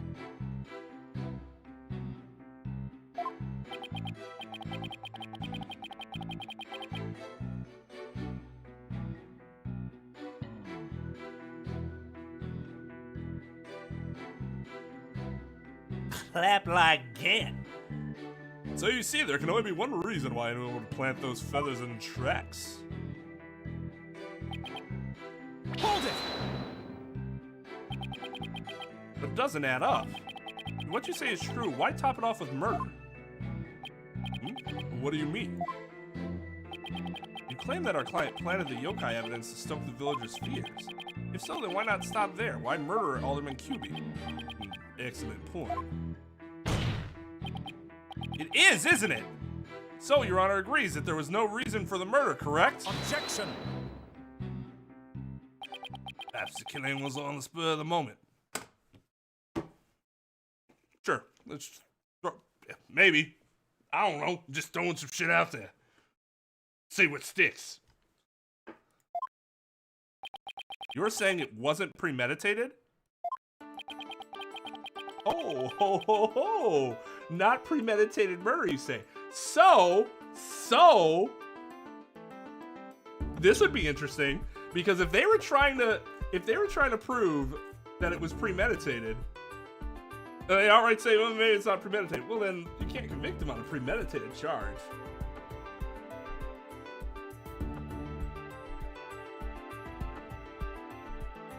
So that's an interesting approach to the prosecution, I gotta say.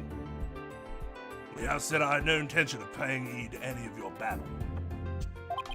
However, the fact is the man made a startling discovery. Starting discovery? I don't like the sound of that. Alderman QB's secret identity. Apollo. State prosecutor Blackwell has figured out the alderman's secret identity. Yet no shit. And even if he has, why would it be a motive for the mayor to commit murder? This is not good. A patch of fur was discovered at the crime scene. A mask worn by the amazing Nine Tails. Therefore, we can't conclude that this mask was at the crime scene. Oh my, but why would it have been there?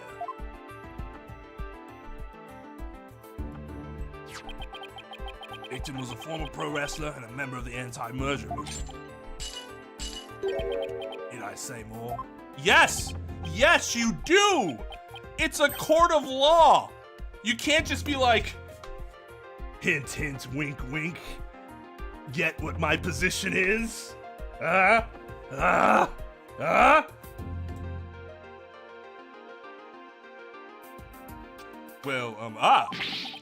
could it really be? Bonus has had an epiphany, I see. Our victim, Rex QB, was the amazing Nine Tails. Our mayor's discovery as such was his motive for murder.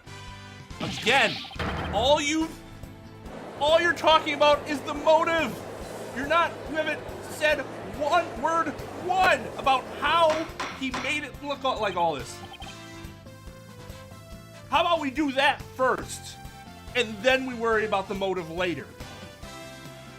Since if you can't prove how he did it, motive doesn't really fucking matter, does it?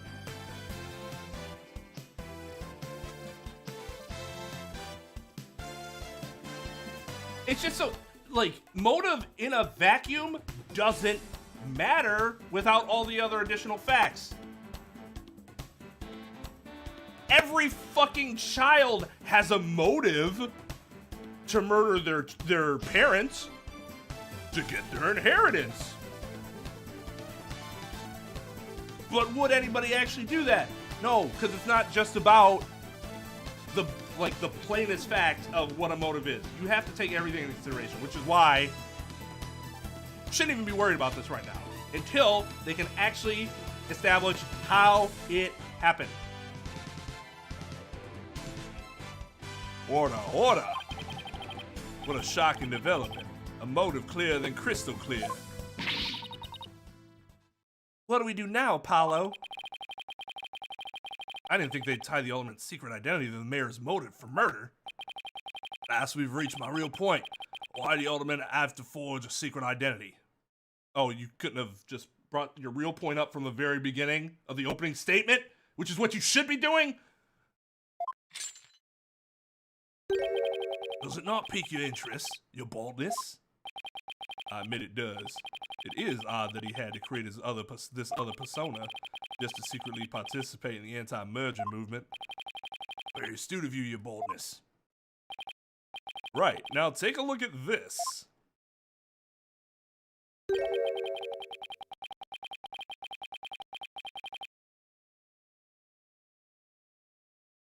If you value your dearest life, you will merge Ninetail's veil with Templeton. This blackmail letter was found in Alderman QB's pocket. That's our client's blackmail letter. Well, address. What? Of course, all of them. At present, the Alderman's wife is in the hospital. That letter is clear evidence the mayor was blackmailing him by threatening her life. Wait, didn't the blackmail letter sent to Mayor Temma go missing right after the Alderman's murder? Do you think maybe the killer took the letter from the mayor after the murder? Why would he do that? He planted it into the Alderman's pocket? It's possible, but we don't have any proof that that's what happened. They don't have any proof. Okay. Talk about being up the creek without a paddle.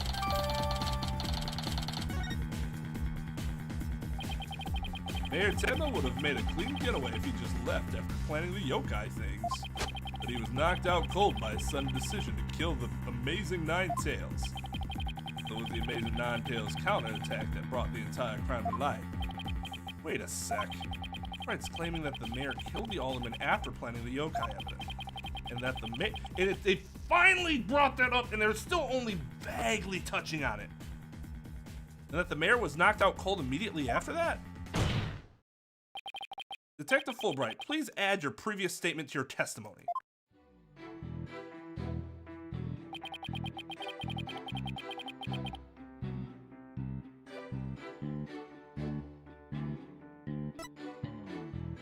I mean, the tracks are blood, aren't they? How would he have planted that beforehand? Especially if it's proven to be his blood, which we could find out.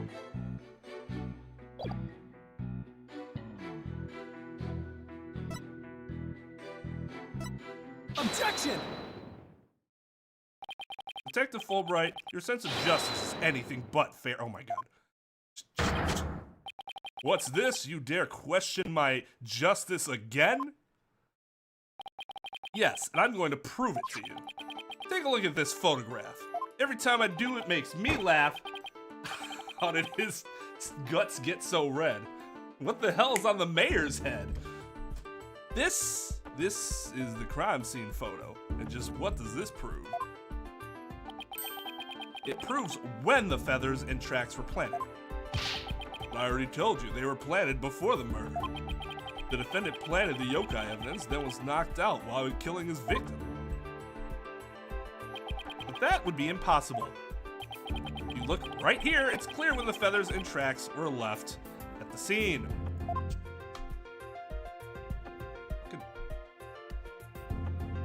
Take that! Aren't you just pointing to the yokai feathers and tracks, Mr. Justice? Yes. See how the feathers are on top of the blood and the tracks are made in blood? In other words, the yokai evidence could have only resulted after the murder, assuming that is in fact the alderman's blood. Then the mayor must have planted evidence after killing the alderman.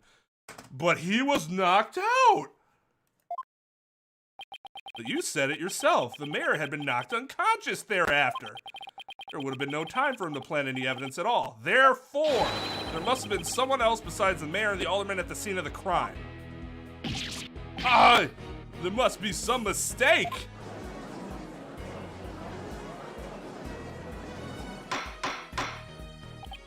Order, order. Oh, holy shit. Is that the first time we see him actually...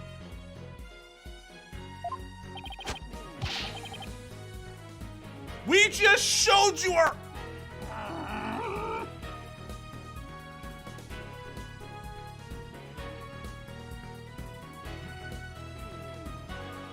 Where's your evidence? You can't possibly have any, can you? Except for the stuff you just showed me. Whereas I have no evidence whatsoever. Ha ha ha ha ha. I love this system. Evidence? Oh, I have evidence. In fact, I have an eyewitness's testimony for you. Besides the evidence that I just showed you.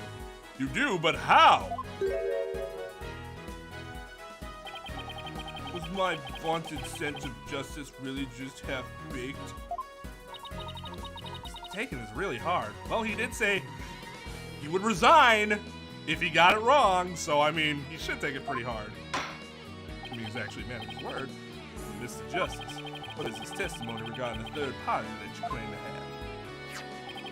I have it right here, Your Honor. Man, they don't even let me. I mean, it was obvious, but usually they'd be like, "It's this person's right here," and then we choose it. I have it right here, Your Honor. It's the sworn testimony of Mr. Tenma's daughter. Witness Jinxie Tenma saw a yokai in the hallway after stumbling upon the scene. It was the demon Tenma Taro. He's the source of those feathers and tracks.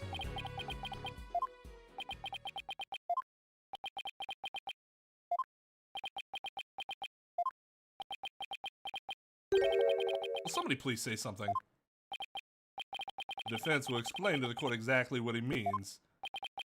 You dare to mock this court and justice itself? You're unfit to bear your name, boy. Shut the fuck up, you worthless piece of trash.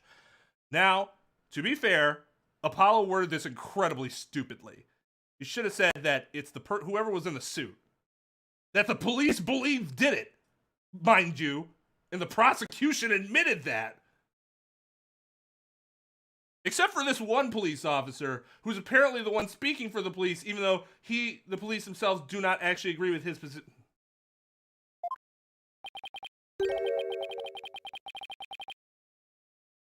Boldness, it appears our defense attorney is delirious from exhaustion. Hold it! Apollo, think of something quick before you're held in contempt of court. Why would he be held in contempt of court? What do you think I'm trying to do? Before you decide whether I should step down, please, hear me out. He did ask you. He said clarify yourself, so fucking clarify yourself!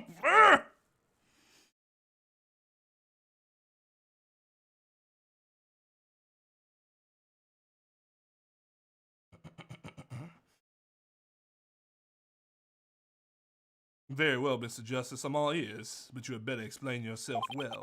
What was this yokai you were talking about? It's all in the statement here. Jinxie Tenma asserts that she saw Tenma Taro. After she discovered the crime scene and called the police, she came around the corner in the hall. It was around here.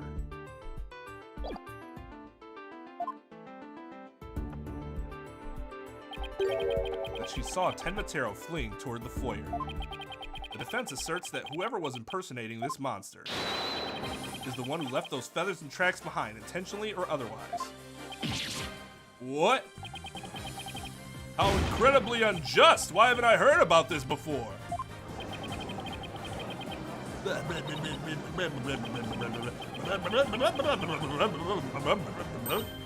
Apollo! Momentum is shifting in our favor. Well, that'd be great if the actual fucking gallery was the one that was making the decisions, which they're not. Good, let's just keep it this way. Objection! We know who did it. This is unnecessary.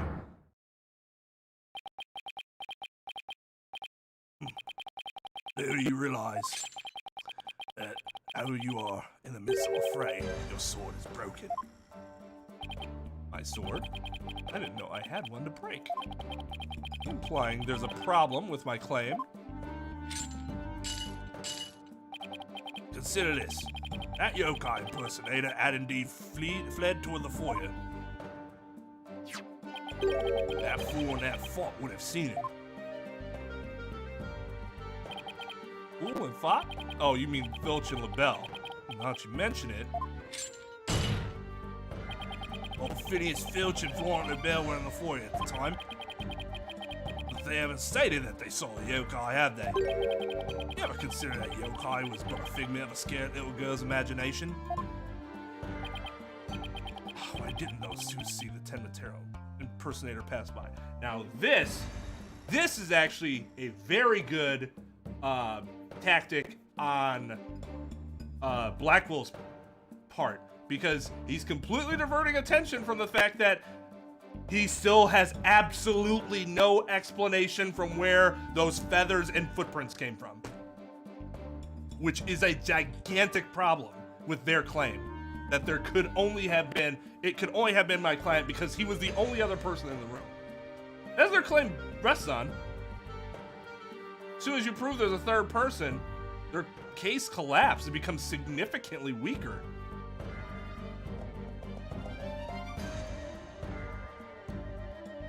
Why did those two see the Tematero impersonator pass by?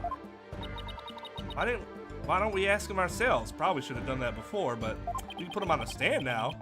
You know, we don't know what they say, which is really irresponsible, but we kind of have no other choice, because we didn't do our due diligence before. I was just about to say that myself. No, really, I was. The defense would like to call Mr. Phineas Filch, caretaker of QB Manor, to the stand. I just know he must have seen something. I suppose we can't ignore the fact that the little girl believes she saw a monster. I trust you have no objections to Mr. Justice's request, Prosecutor Blackwell.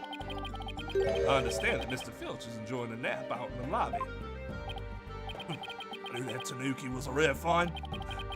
When we captured him, I didn't think he'd end up a witness. Do with him as you like. If you're Blackwell, I would want her as a witness too. Like 100%. Because like, I want to be able to cross-examine her. Did he just say captured? No, wait, I don't want to know. I don't want to know. Very well then, bailiff, please go wake Mr. Filch and escort him to the witness stand.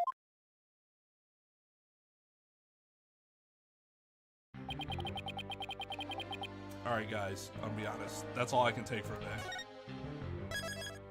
One reason I decided to do 3 streams this week is because I thought if I needed to end a little early, it would be fine, because we would still have more streams, because just in case any of these cases drove me fucking bonkers. So the next stream will be Thursday evening, same time.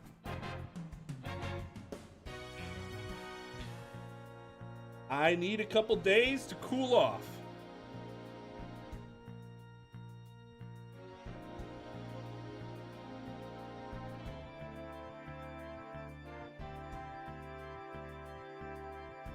It's turning me into a grumpy Gus, and I don't very much like it. Oh, sorry. It'll start the normal start time. We started a half hour early. We started a half hour earlier today, but we'll start at the normal 10:30 Central Standard Time on Thursday. Because I do not believe I'll be able to start stream early. This was a exceptionally open evening for me. Same bat time, same bat channel.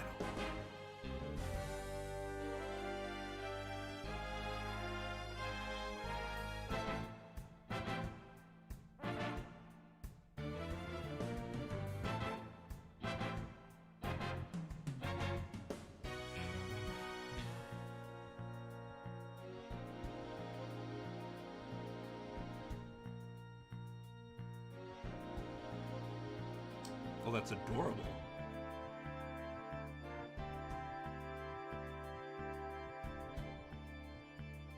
I gotta say, that's one thing I've always found really attractive about having a cat. Their lifespan is great.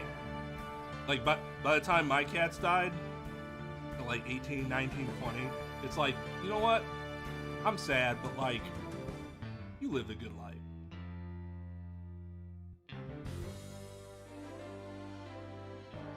If she goes somewhere between 12 to 14, I'm gonna bawl my eyes out for like 3 days.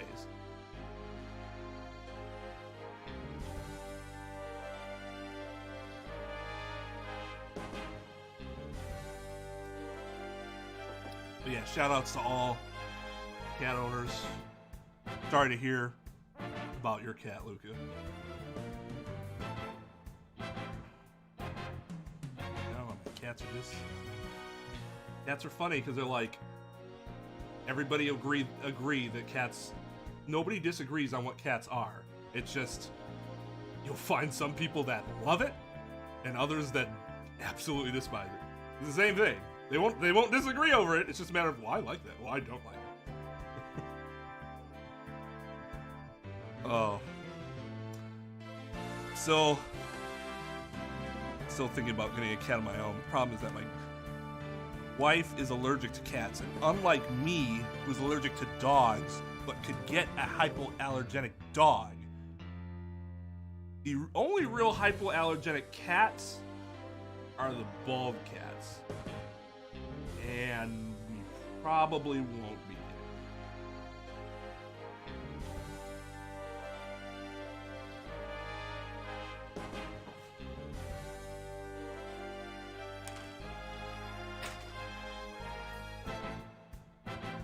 So, yeah. I don't know. Let's see what happens.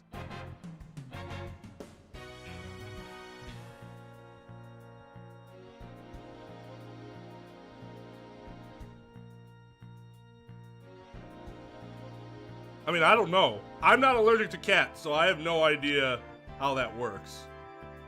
I just know that for me, my dog allergies are not just the saliva of the dog. It's the fur of the dog, too. So I have no idea if cat allergies work the same. I just assumed they did.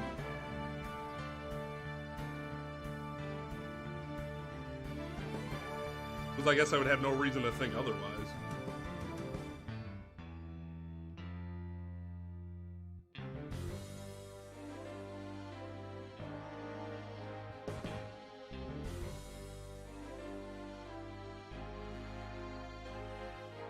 But yeah, like I said, I could definitely be wrong.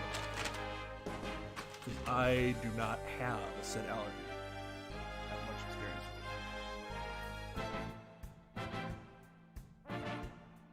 experience. Well, yeah. So like, can it become the fur if their saliva is like partially the cause for the fur itself shedding?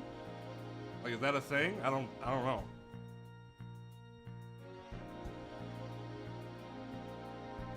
But yeah, happy 10-year.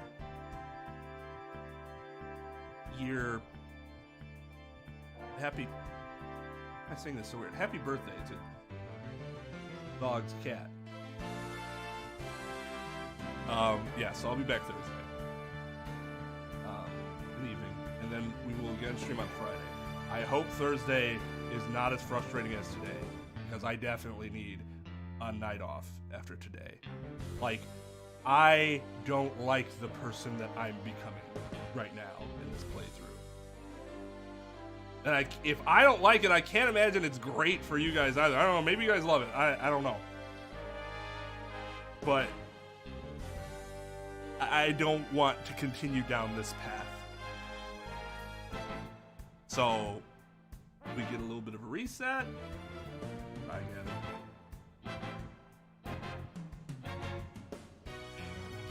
You guys have a good one. Thanks for watching. Thanks to Jan and Light for the donos. Much appreciated, guys. Everyone else, have a good one. Stream's adjourned.